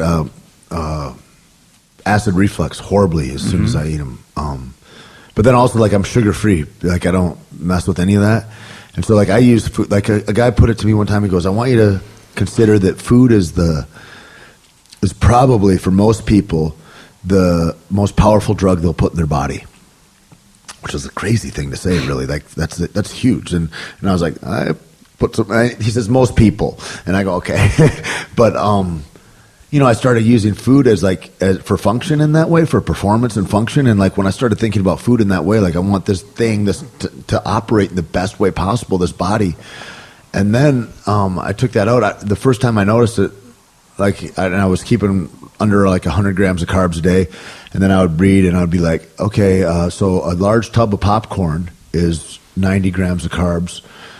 And so I wanted to eat carbs all day long. I would just eat fat and meat or whatever if I were going to go to the movies, because fuck you, I'm not going to the movies and not having popcorn. And I did that, and my girlfriend at the time was like, hey, here's some Reese's Pieces or whatever. And so I was like, whatever, throwback Thursday or whatever, and I eat a bunch of Reese's Pieces. I'm asleep 20 minutes later. That sugar hits me and I'm out. And after that I learned, I go, wow, this is a drug. Like I couldn't not go to sleep. And so now like if I get down in the dumps or something like that, I'm like, I just eat a pint of Ben & Jerry's or something like that, watch TV for 12 minutes, and then I'm asleep, and all is good. I wake up feeling, you know, like refreshed. It's a new day. I've gotten out of the darkness of the night. Yeah, no, I mean, and the you know, it absolutely is a drug, and what we take in too. You look at all the crap out there. I mean, it's just.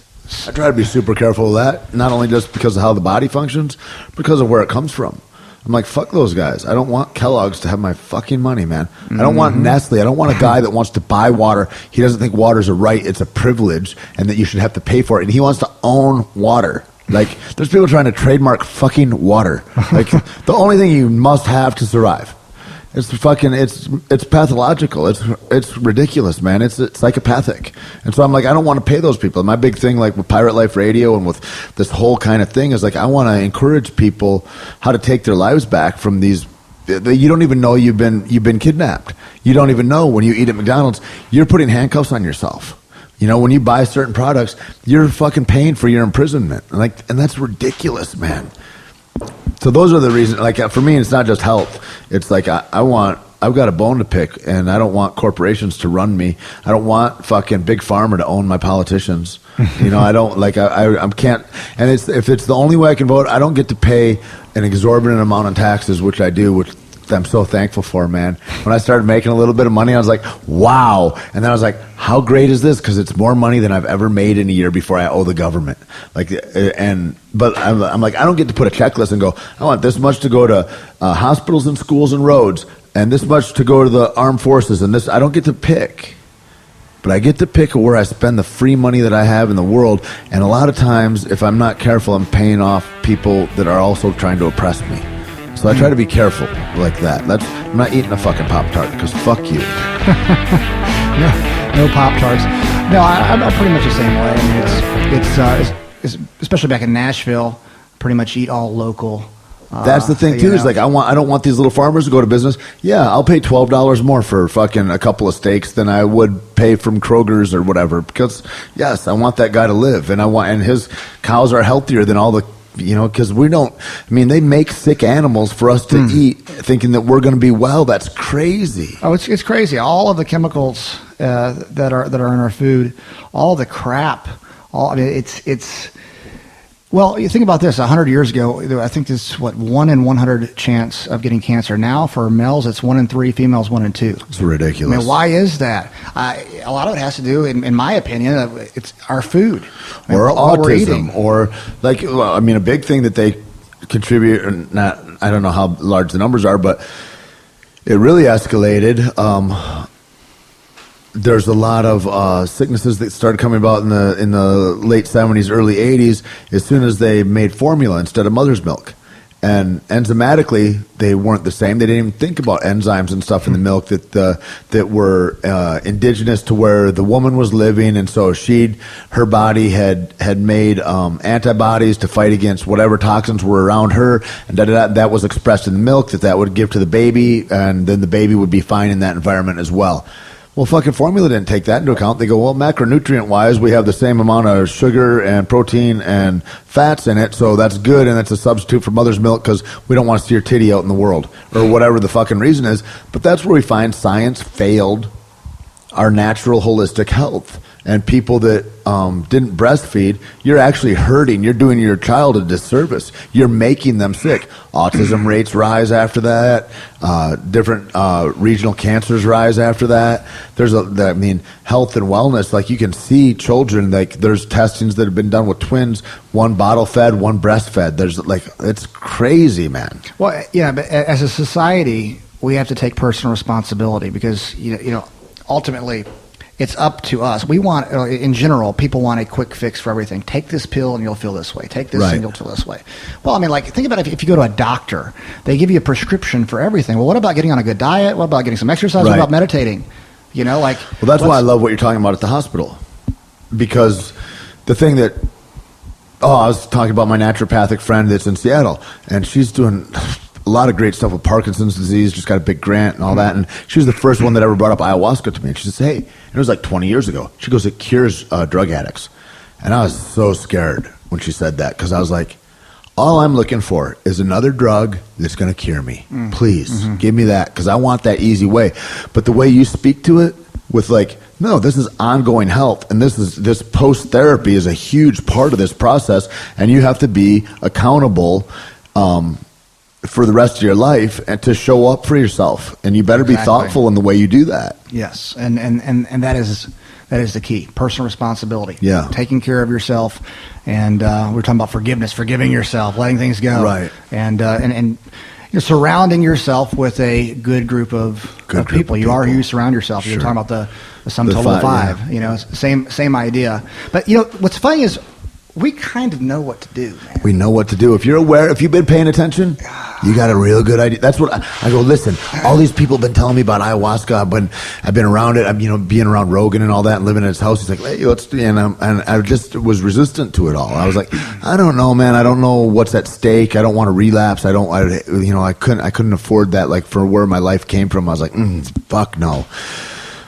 But it always was curious to me, because they're like, it's not drugs. It's not drugs like you think of drugs, Tait. And so I'd always think about that. Anyway, I'm talking to Lori, and I said, so what do you think about it? My situation, and my history and all that. And she goes, Tait, you are ayahuasca. Why don't you just go and do some yoga and just be your loving self, or whatever, something like that. And I was like, that's the nicest thing anybody's ever said to me. That was fantastic. But when that really speaks to that thing, when you're like, you already know, it's like, I've been so hyper aware of actions and of looking at how's this work? How do I not fall in the hole that guy fell in it? And really studying the things around me, that I think that there's a huge thing to that, of trusting yourself. When you're forgive yourself, that whole thing then of trusting your gut, Gladwell writes about it in Blink, about your instincts, about ooh, that flash you get about how that guy made you feel, or what you thought about that piece of art, or whatever it is, how that shit rings true, man. It does. And what's cool too, I'm starting to learn how to do this a little bit more, but when good things happen, just allowing them to happen, because I think that a lot of times subconsciously people think, I don't deserve this good thing to happen to me, and they push it away. And if you're a good person and you're helping people and you want the best for people and you create win-wins for people, win-wins. Yeah, it's win-win. Good things are going to happen to you. And in my 20s, I'm going to speak honestly about myself. Like, I was very aggressive in business, very aggressive. And, I just work. This is what it is. Not that I would screw people over, but it's just aggressive. It wasn't creating win-wins. Right. This part of my life, I'm creating win-wins. Everybody needs to win. I'm not saying everybody gets a ribbon, but everybody needs to win. Sure. That's the intention that I have going in. And man, my life is so much better. I'm so much happier because I'm not in this constant fight of where I've got to win at everything. Well, and also it's like when you're talking about Scotty and you, and you're like, hey, I know these guys that can manufacture your stuff, and it's a great rate, and I've already worked out all the taxes and the import and the export, and to work let me tell y'all, like, to work that stuff out is a fucking thing. You got to learn some pathways. It's like learning jiu-jitsu. You got to learn the path. But how good does it, like, I've got guys and they're like, yeah, I'm just really reticent to let people help me in this. I'm like, do you know how shitty that is? Because do you know how good it feels to be able to fucking help somebody? Absolutely. To be able to legitimately alter somebody's life for the better? Fuck, it's priceless. Well, and when I look at that, like whenever I was helping Scotty, or and he's helped me with a ton of stuff, I didn't realize the power in that. That was it. It's a good example of a win-win. But when you live your life like that, and when you're aware of it, it's like, whoa, you know what, man? Everybody can win here. Who wants to come with me? Yep. This is awesome. Yeah. We're helping people. We're making a difference. We're changing the like world. The Transformers. There you go. You come together like Voltron. There you go. Like, all those guys are badass, but they come together like Voltron, like some Wu-Tang shit. Ooh, fuck, that's next level. That's the next level. It's really true, man. It really that is. shit totally happens, and it's like the first guy that I really started talking to about that was Ed Suarez from Sinister. Yeah. And fucking, I go, Ed, you're friends with everybody. You're always smiling, and he managed a bunch of friends and stuff. And I was like, how do you go through, like, what's your number one thing when you're negotiating something or something? And there's a fighter, there's a company, and like everybody needs to get paid in that. And you're like, you need to feed your kids. And this fighter, you're looking out for his interest, but you're also taking some money. Like, what does it all look like? And he goes, well, if it's a good deal for me and it's not a good deal for you, that's not a good deal. I don't take that deal. And if it's a good deal for you and it's not a good deal for me, that's not a good deal either. He says, there's a deal out there, Tait. I just know that there's a deal out there. Even though nobody's offering it maybe sometimes, there's a deal that's good for everybody. And that's the deal. And that's the only deal that I accept. And he says, when I distill my belief system into the going, I won't accept anything else, that deal becomes more and more present because it becomes the only choice. And so that's then I see that choice rapidly. I laser point my consciousness in to the best thing for everybody. Exactly. Yeah, you start attracting that deal. You're a fucking beautiful guy, man. It's awesome. Yeah, it's really. And jiu-jitsu taught me that too. I always say this, I tell this story all the time, is like it taught me, that line that high tides raise all ships is like what a lot of people say or whatever, but like when everybody gets better, everybody gets better. When you do better, I do better. And like that thing about like, if I would just kill you with a triangle every time and you fall into my fucking setup every time and I never show you because I need to be better than you and I need to fucking, you want to be better than the next guy when you're in the room or whatever. But if I make that my primary thing and you're not getting better then at a very fast rate, but I don't even realize that I'm not getting better either. I'm stuck. I'm just as stuck as you are. And the minute I go, hey dude, here's my setup. Now listen, when you put your hand here, you got to fucking know that I'm going to go here or here, and these are the choices, so you need to do this. And when I show you completely how to defend my setups, well, now you're getting better because you're not going to get caught in the same shit. But I have to get better too because I got to find another way. And like then my mind gets free and can soar again. And the other way is cancer.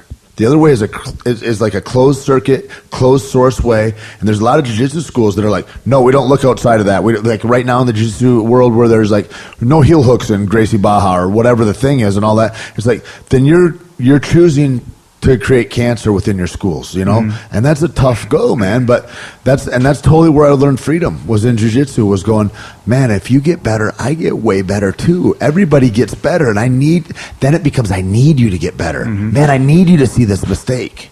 And jiu-jitsu is a great place where that's synthesized into this small little distilled area because it happens in 3 minutes. we're rolling, boom, you fucking tap me, and I'm like, fuck, and you're like, yeah, but right here, remember 4 moves ago? This is what happened, and that's what I was looking for. And then I go, oh my God, and then I could get better. Whereas, like, if I'm talking to like my kid or somebody, and it's like, oh no, here's this long drawn out thing, and you see how this is fucked up. This is a bad choice you're making. They're like, no, I'm good. I'm just living. Let me live. And it's like, okay, and you can't really distill the year into that to go, you made these choices and it brought you here and this is no good or whatever. Like, but in jiu-jitsu, man, you learn that shit and you can learn to be open-minded. It's really the best thing that ever happened to me, I think. Yeah. In the way it changed my thought processes. Absolutely. It's like it allowed me to learn. Yeah, and for me, with jiu-jitsu, I evolved over the years because, you know, you have certain people that you would look up to. I had certain people I would look up to in the beginning, like, oh, this is how they're doing it. Right. And it was all the big tough guy type thing. Sure. I'm this guy. Wait a second. You know, as you get older, you start realizing, hey, that's not so cool. Right. Luckily, I met Eddie and Scott, man. They had two of the biggest influences on my life. Sure. You know, taught me, hey, you can be kind and a good person. So you look at Cade or something, you know, you look at Scotty's brother and you're like, he's not... I mean, like, I look like whatever, the way I look, and people are like, yeah, that's that, of course, he's like that, or they say, oh, you look like a fighter just because you're big, because people don't know anything. It's like, I know a dude that looks like a super computer nerd geek, and he's 130 pounds, and he will strangle the fuck out of you. Like, you know what I mean? It's like, and it doesn't need to look like anything, and it begs to that I think kind of the thing that would also be helpful for everybody, if everybody really knew their body. If everybody should know how to fight. Everybody should know how to take care of themselves. It should be a mandatory thing for a citizen to know how to take care of yourself. And you should be goddamn, if you don't know how to fight, if you don't know how to throw punches properly, you don't know how to defend yourself, take somebody down, stay safe, you don't know about distances, you should kind of be embarrassed of yourself. For sure, don't have any kids. Like, please don't do that. Because you're failing, man. Like, that's a failure. The first God-given thing that I have that I've evolved into, this body, as I was an amphibian in my mom's belly, breathing fucking thick fluid. Like, that's a crazy thing, too. We're amphibious. And then I go out and I breathe air. And then I don't learn how to work this thing of majesty. I don't learn how to move. Like, it's embarrassing, for sure.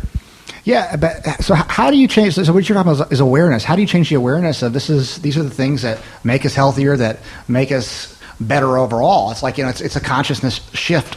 Yeah. Well, ultimately. I think for me, it's like, that's the one reason that I started doing this podcast is when Joe started talking, and he was like, dude, you got this, a bunch of great people, you have these great conversations, you're interested in this, you want change in the world. Fucking do something, because there's a kid in fucking Iowa that's dying to hear your voice. He'd love to be in on this conversation, and that's kind of the start of it. And then I'm like looking at pushing a TV show or a web series that speaks to this that I want to build out. It's like, I just want to increase the conversation. I'm not the one that knows all the answers, but I'm fucking the guy that's open to having the conversation about it, and here's what mattered to me. Here's the things that made a difference in my life, and maybe they'll make a difference in yours too. And that's all. Like, I can't really tell anybody, like, here's what you need to do, but I could go, man, I had that problem too, because I'm a guy that's fraught with problems. And I go, I had that too, and here's what I did. It's kind of like you having this hospital. It's like, hey, man, I was in this spot, or Brian Simmons, and going, I was in this spot, man. I was on the edge of a bridge, bro. I felt like there was no hope, and I felt like I was alone. And then this happened, man, and this thing happened. Here's my life now. Mm-hmm. And I've got more love around me than I can stand, man. I'm held. It's like when people talk about, like, I feel like I'm held in the hand, in the palm of God's hand or whatever. It's like, I feel like that with the people around me, like my picket fence and the people and I've got allies out there, bro.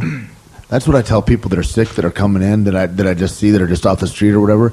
I'm like, you got allies that you don't even know. Mm-hmm. You don't even know their names. They haven't even seen your face, and they're pulling for you. And that's the thing, is that there's enough people with that consciousness of, like, I need you to win too, that we think the biggest lie that we tell ourselves is that we're alone, or that it doesn't make a difference, or that nobody cares. Because that's all, or that I'm only hurting myself. I used to do that one. I'm only hurting myself. Not thinking about whether it's the shame or the physical harm I'm bringing to my family, or the anything, or people that are just like, oh my God, look at that guy. He's fucking got so much that he could be doing. And there he is, fucking getting locked up or whatever. And it's, you affect everybody. There's not a sick fish that's in the fishbowl that doesn't affect the healthy fish. You know what I mean? It's on all of us. We need to get better. We all need to get better. Yeah, and one of the things that you've done, though, you become outward focused. You start focusing on helping people, and that's for me, at least. Whenever I've been down, that's what's pulled me out of it. Yeah, that's the only thing that's helped me. Let's go help somebody. Yep. Make somebody else's phone ring. Oh, you're waiting for your phone to ring because you're lonely? Fucking make somebody's phone ring. Mm-hmm. And don't do it thinking about your dick or thinking about whatever other. But look to help, man. Have that loving consciousness in your heart. It makes it makes all the difference. I want to say it makes all the difference for me. Absolutely. Somebody called it altruistic self-interest, you look up, self-interested, and then you look up altruism, and they seem like they don't work together, but it's like, no, man, for me to thrive and be well, I need to be giving everything away all the time. Exactly. And then that speaks to that opulence in my life, really. Is like, then the universe can flood more stuff in my life. The more I'm willing to be fucking helpful, man, I need to have an open vessel that it can flow through, because in stagnant waters, that's where the cancer grows. Yeah, man. That's it. That's it. Yeah. That's the outlook to have. Yeah, I love it, man. So your school still runs in Tennessee? Yeah. So I sold the gym in 2012. What can you sell MMA gym for? It just depends. It was to one of my best friends, Sean Hammond. So you own the building and all that? Like no, did not own the building. Okay. We had about, how big was it? The second one, I think it was about 15,000 square feet at the time. How many students? At its biggest, like 2006, 2007, probably between 750 to 1,000. That's amazing. So you're one of the only successful MMA gyms that's out there. Most are fledgling, or most are like, as far as like a school, like there's pro gyms, whether you're talking about the Black Zillions or Jacksons or, something like that, AKA, that aren't schools that make money except in a professional way. It's very hard to make money with hobbyists, and to the guys that have done that, like they're kind of masters at business, and to be able to do that with kids, it takes kids classes and all that kind of stuff. It's like that's a trick. And Lloyd Irvin had been a guy, albeit like a lot of negative stuff that's gone on with him, but he was a guy that really changed the game for a lot of guys. And there was this main guy was in Florida, wasn't he? One of the guys that was his most successful guy. Talking about Marcos Avalon. Marcos Avalon, yeah. Yeah, so and so you and Marcos Avalon kind of had the biggest influence from Lloyd as far as the power of your schools. Like, oh yeah, like people can say what they want about Lloyd. They don't really know what's going on. Yeah, you hear press snippets. It was like Lloyd always did nothing but help me. Always huge influence. Nothing but help me. I remember he told me to make one change on my website. I think it was 2003 or 2004. I had like 58 students. That was it. I'm sitting at like 58. I went from 58 to 400 in a year just by one change. And what was the change? It was a pop-up on my website where I would... Is that call for a free class or something? Yeah, it was like a free... give me your email and I'll give you a call DVD. or something. It was a widget. I forget what our widget was. Free private lesson, free... It was like 3 things that we were giving away, And just because we wanted that information. And... it was a game changer. So that information meaning to compile people that were interested in MMA's email addresses, right? Exactly. Right. Yeah, and build that list. And then Lloyd got me to go to a lot of different seminars with him and really start studying internet marketing. And that's what it was. That's how Gameness was built as well. It was from a business standpoint, it was Lloyd's influence. Gameness got so big because of Lloyd's influence. Now, I worked really hard, but he just gave it away to me to put an example. Yeah, he never charged me a penny, by the way, because he made a ton of money. Like he'd learned how to monetize clicks and do all types of shit. Like I'd hear him talk and I'd be like, he's talking language I don't even understand. Now he was a savage, right? That then broke his back or something. I remember when I went to the Worlds as a blue belt, I think down in Rio, it was like that year or something. He'd had a near-death experience maybe with the injury, and maybe it was going to be paralyzed. It was sketchy. I remember when I was down there. Yeah, it was close. He got thrown on his neck. I believe it was a judo tournament. By Roddy Ferguson. No, it wasn't Roddy, but it was. I think he injured, and the story could be wrong, but he injured like the nationals or the judo nationals. He probably shouldn't have been competing in that tournament without training for it, and he just got thrown on his neck. But yeah, he's a savage on the mat. I'm like probably the best or the most. Yeah, probably the best I've rolled with. He just crushes me every single time. I never knew like him in that way. Only I was seeing him as a coach, and then I see, of course, his results, and you're like, results there. Well, so Eddie's systematic, Lloyd's systematic. Lloyd has a system for everything. For instance, like, it's okay, hey, this week you've got to do this Kimura this way with these steps 5,000 times. Your partner's going to count them out. And so, like, it's just numbers. He knows the numbers. It's all numbers, and so that's how he excelled his guys so far. Like our Fowler team so fast. Yeah. I mean, what's the kid's name? The little triangle savage, Ryan. That is he's on the Ultimate Fighter right now. Yes. What's his last name? Ryan Hall. Ryan Hall. And then everybody was like, it was weird because I heard there's a bunch of people that are like, yeah, he be careful, watch your feet. He's a footlock guy, and I'm like, he's got like 500 kills in tournaments of triangles. Like he's a triangle guy. Like what? Right. Like that's a well-rounded kid. Oh yeah, and that was his thing. He would work on specific areas. He'd pinpoint. He pinpoints your strengths, and he lets you work those strengths. Who's the old school guy? Todd Margolis. Yes, and he's got a school on the East Coast too. But I remember him; he would be one of the ones we'd go watch at like the super fights at Grappler's Quest and stuff. Like he would get pulled into that. He broke my ankle in Grappler's Quest years ago. Really? Yeah, we used to have wars in the training room. He broke my ankle before we were on the same team. Wow. But so I remember he broke my ankle. Then we were both on Team Lloyd Irvin. I was in the training room like, oh, I'm gonna get him back now.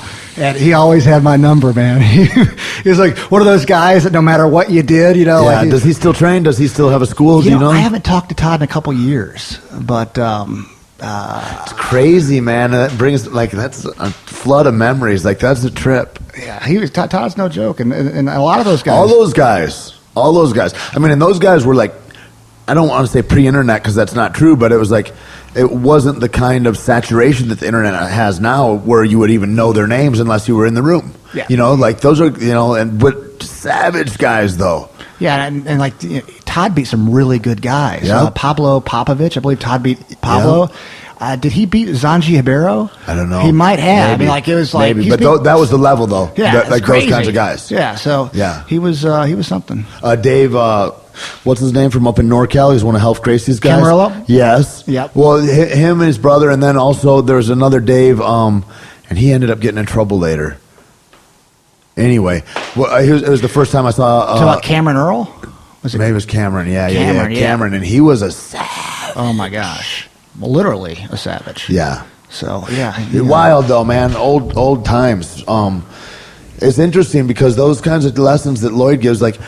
I think about that stuff, man, and I think about, like, there's so many black belts now. Like, there's a lot of guys that are black belts, and there wasn't always that way. And I think there's a lot of guys that are not black belts that have black belts.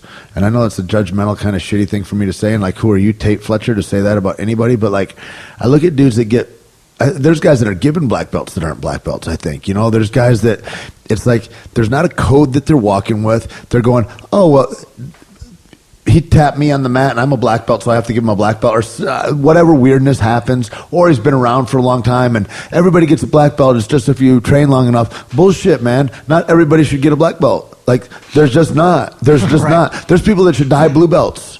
Like, I was clear at my school with that. I'm like, everybody can get a blue belt. Everybody can get a blue belt. And that's cool. You can roll proficiently. You can have fun for a long time. You can always, it's great.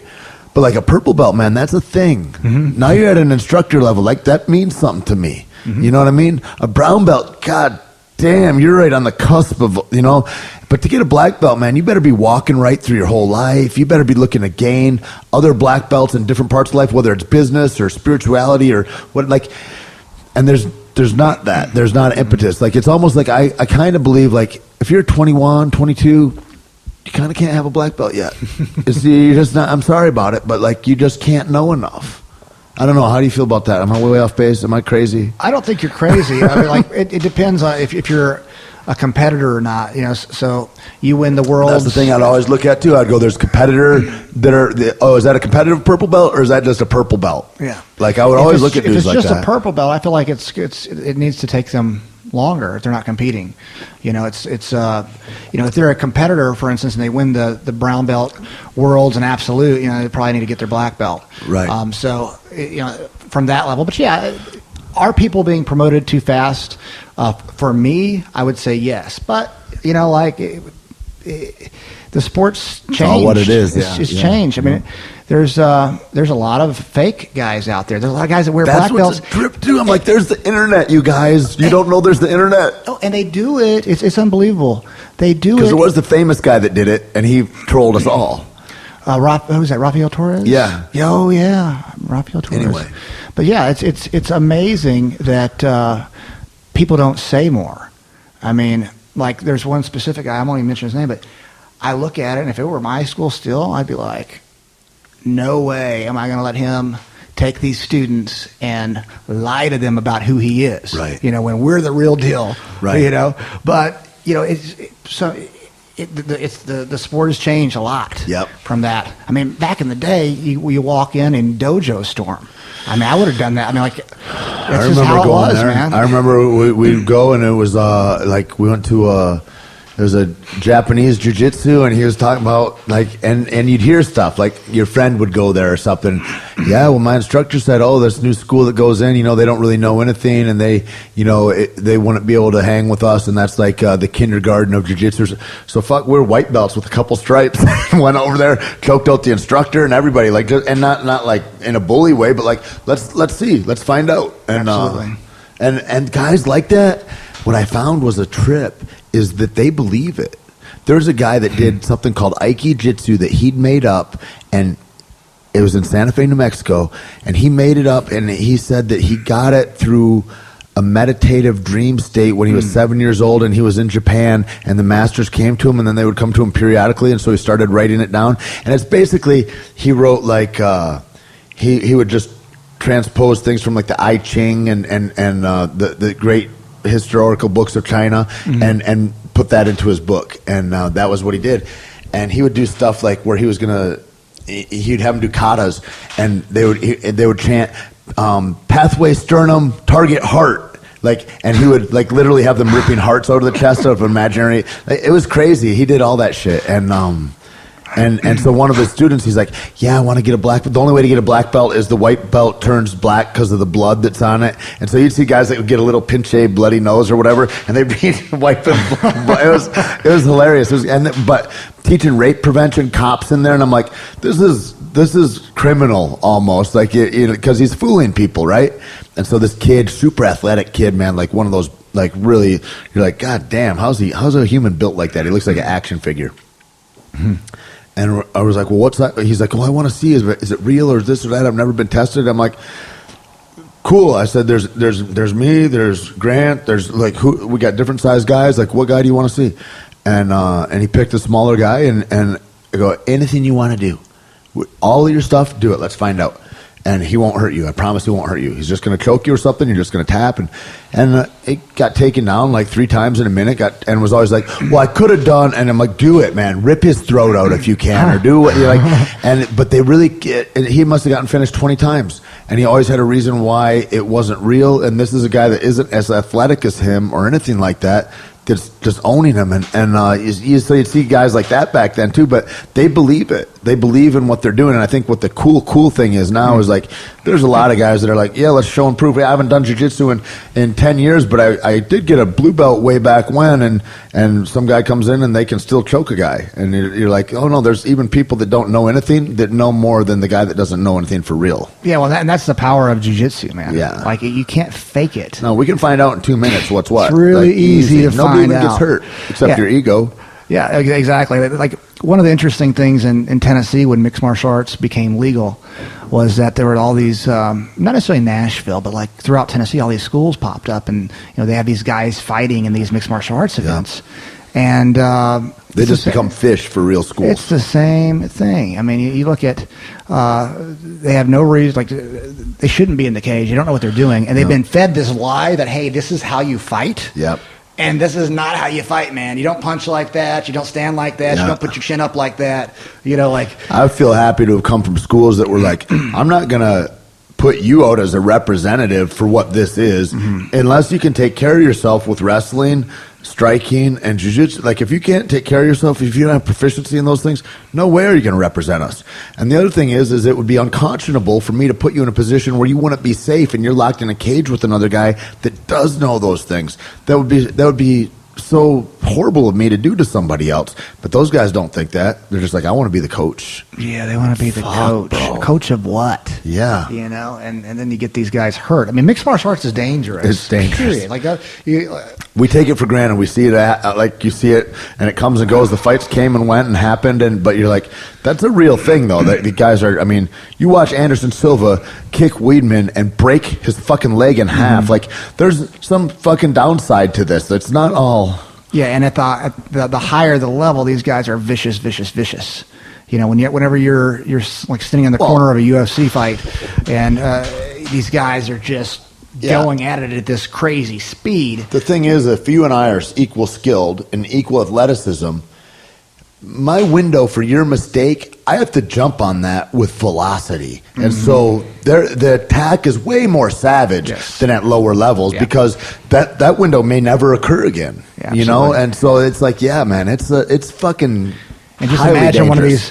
one of these younger guys that hasn't been training. He meets this savage who, you know, maybe in a couple years is going to be in the UFC. Right. And he goes in there and gets hurt.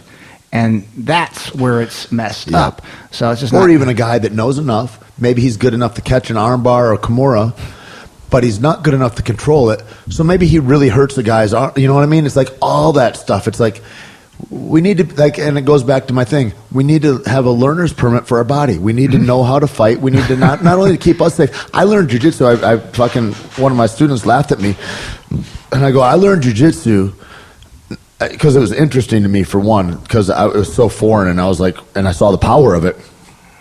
But I got good at jiu-jitsu because I was working in nightclubs also, and I got in jiu-jitsu to keep you safe, not to keep me safe. Because my only answer was to hit you with bones. Like I'm gonna go, we're gonna, and that's way more brutal of a fight than like I can arm drag you and just control you with over under and walk you out the door. Like I was like learning jiu-jitsu to keep other people safe, not for me necessarily as a self-defense tool. Turned out it was the best self-defense thing ever, and I was just stupid at that time. But like, you know, jiu-jitsu stuck with me long enough for me to get smarter.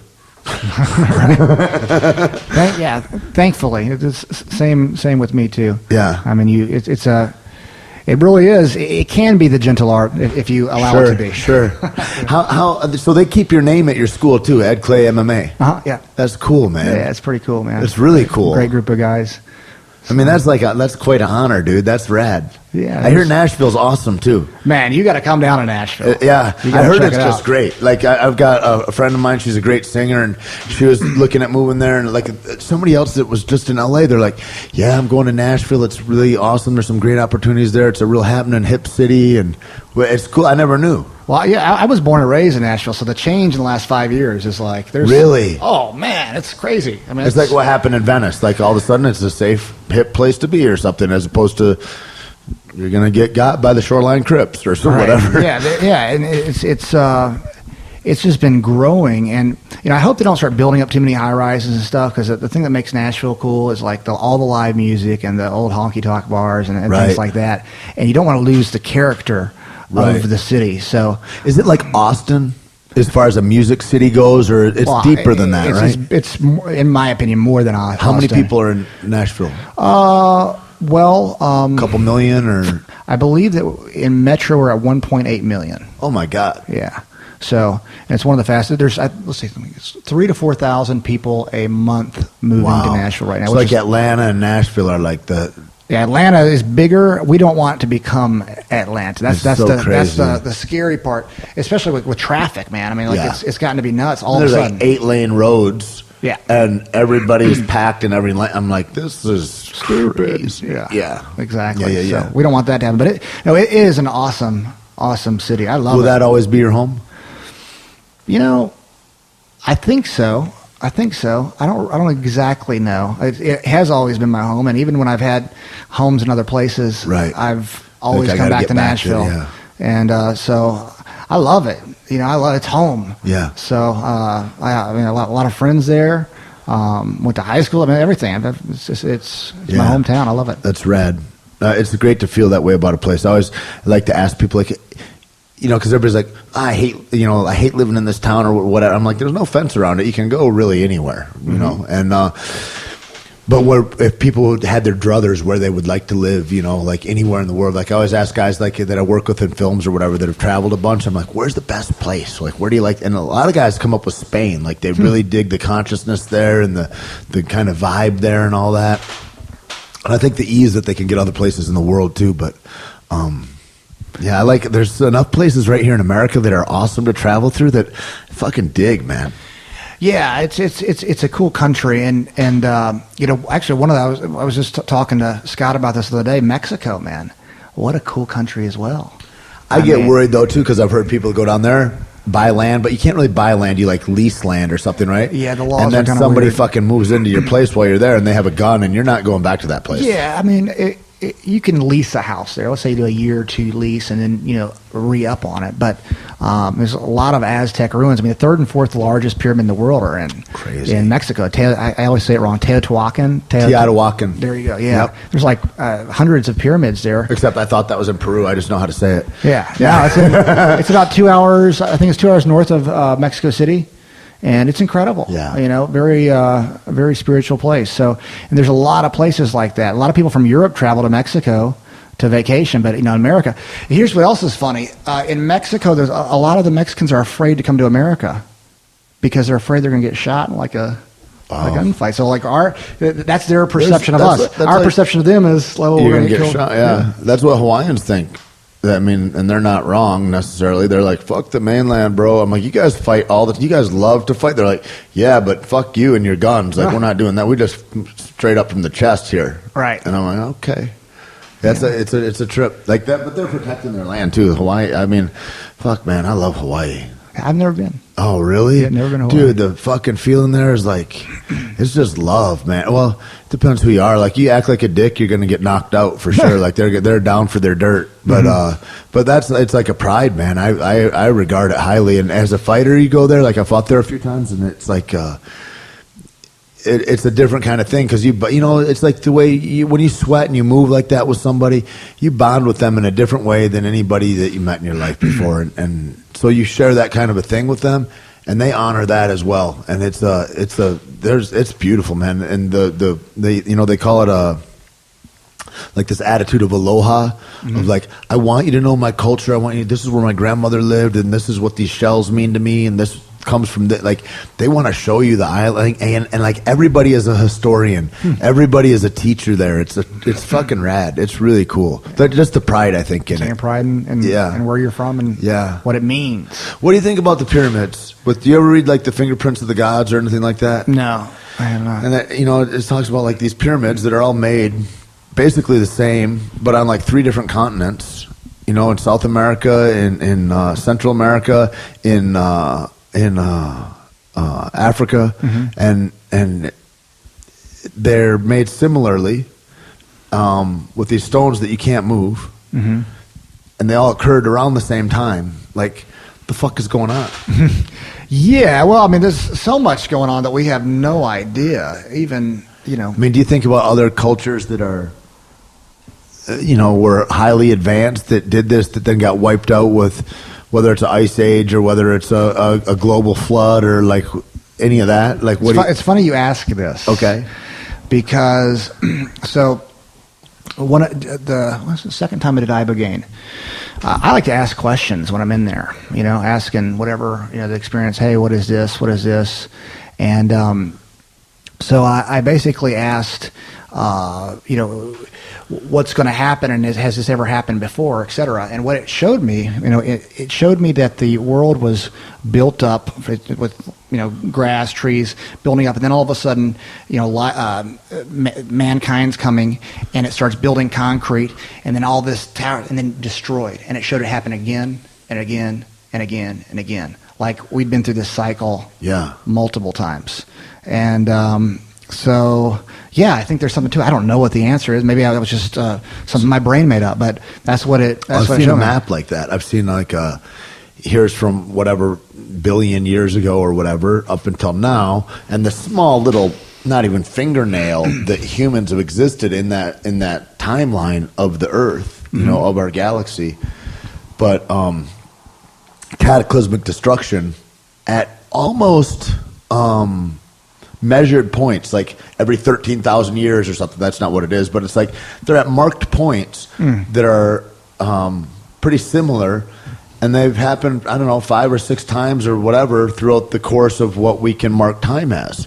And I wonder that. I wonder about, do we build up to a certain point and then the reset button gets hit for all of us?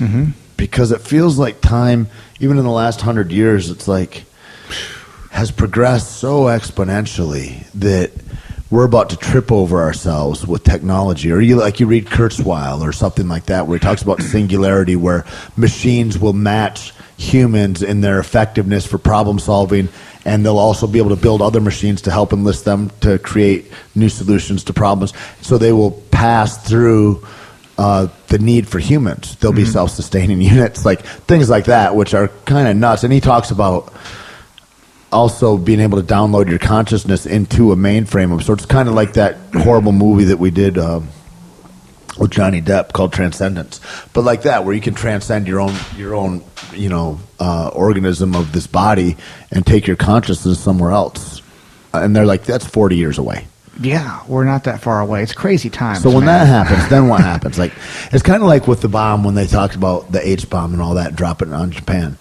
There's some studies out there that say that war was over and Japan acquiesced and was like, no more. And they're like, we already got the bomb in the plane. We just want to see what it'll be like. And they fucking decimated hundreds of thousands of people anyway.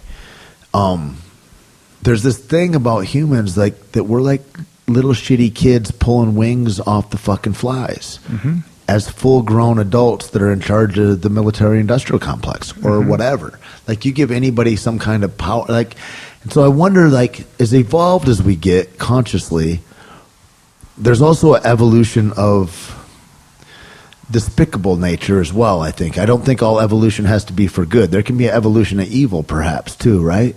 And so if those things are working in conjunction, at which point does the balance tips? Because it's easier to destroy stuff than it is to make stuff, right? And so I always look at that, and it's a curious thing. Ever since I was a little kid, I always wanted to die because I wanted to know the answers to things like, what is it? It just seemed like the mystery and the majesty of everything that we were living in was so much grander than I could ever know in this realm. And I wanted to go somewhere else.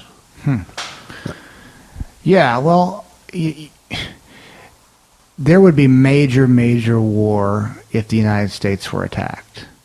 And, you know, one of the things, I think that in a lot of ways, our country is responsible for what happens if we survive, if humanity survives.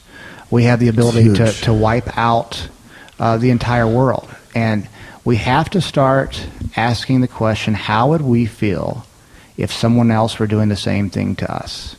How would we feel if someone were bombing us? How would we feel if someone killed our mom or dad? Or occupying us. Yeah, how would we feel if they had China had their troops marching down our streets? How would we feel? And it's not just ask the question. Right. Because that's, like, we wouldn't like it. If someone killed my mom, I would probably want to figure out how to go kill them over in Iraq. If somebody from Iraq, I'd go over there. If they killed my family, if there were troops from China marching down our streets, and I would be fighting them. I'd be one of those guys that would fight them. Of course. And so why are we so upset when others, react to our aggression? And, it's okay. And what's happened in the past has happened in the past.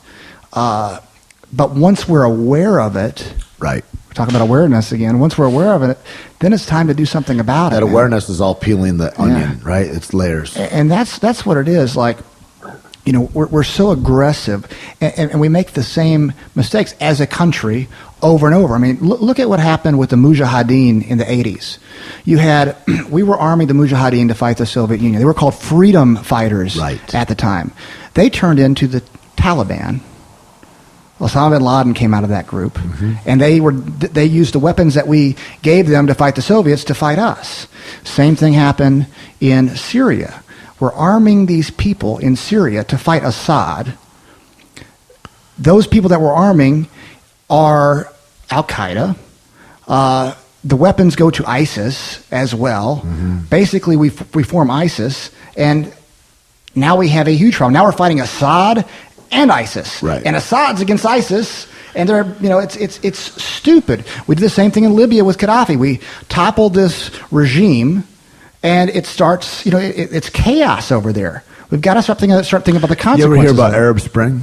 Yeah, absolutely. So, and that's the crazy thing. If you Google General Wesley Clark, and he talks about that shortly after 9/11, and this is a plan like what's happening currently to destabilize the Mideast.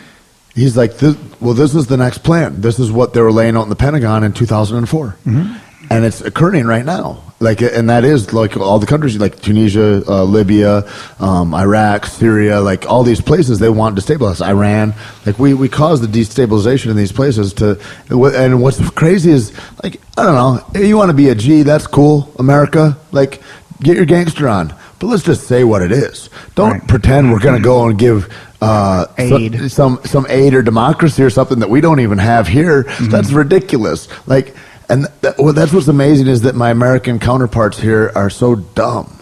Like that people are believing that, like, and now there's memes out there like, democracy let us come give you democracy, or good thing you didn't have oil over there, we'd be giving you some democracy right now. Exactly. And it's an amazing thing. The part that worries me about this thing in France, which is fucking awful, man, is I look at that and I go, it's not even the thing, it's not the 120 people that have been taken out of this realm, but it's the reactions to that are going to occur. It's just like 9/11. It's not the event of 9/11 that's horrific. It's the Patriot Act that comes out. It's the TSA that comes out.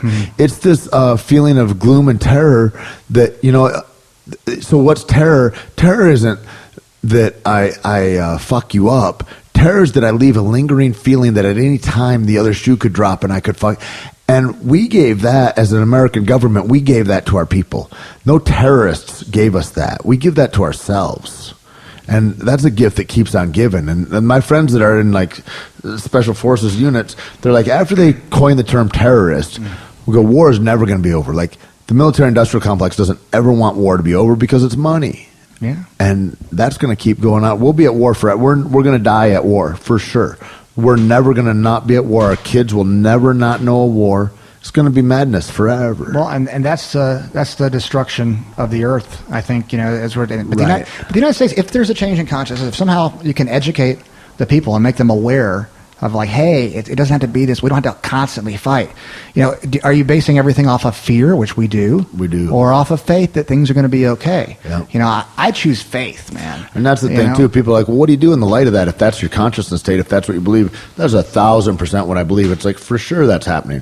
For sure, even there could be fuckery with, like, who knows who those people were, or who prompted them, or who set that up for those people to get killed in France.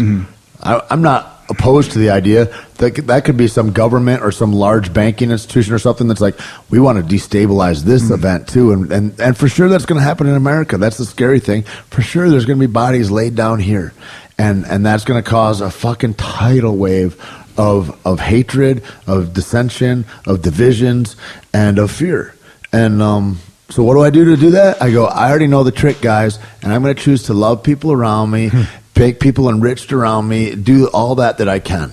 Because I think that's the only answer is like, how do I keep my family, my home, my city safe, And that's through more smiles, man. Like, as corny as that shit sounds, that's through spreading that stuff outward from where we are. Because we all create a ripple. No, yeah, we all create a ripple. And and by that ripple, more people are becoming aware. Yeah. I mean, you look at even Joe's podcast, how many people listen to it Oh, now. my God. It's like a life-changing experience for a lot of people. Yeah, every time. And it's just, that's the ripple, Yep. that it's that anybody can cause. We can all cause that kind of ripple. We can Yep. all make a difference. Little by little, all the voices, man. You let your voice be heard. That's the rule. Absolutely. Yeah. Let it be heard. And then also allow yourself the gift. This is the best gift I ever gave myself, to be wrong. Whatever my voice shook yesterday, and somebody offers me a better way to think about it, and going, maybe you're right. Whenever anybody does that, I go, I got to look at where they're right. Instead of just, my default as a human is to get defensive and be like, no, fuck you. You're trying to say that I'm wrong? Of course I'm wrong. I've been wrong. I'm like, it struck me last year. I was like, you've been wrong so much in your life, Tait. You could almost make an argument. I don't know what the tallies are, but you could almost say you've been wrong more than you've been right. But you've been sure that you were right at those times you were wrong, which makes you have to consider that even the things you think about that you know to be true right now, you could be wrong about.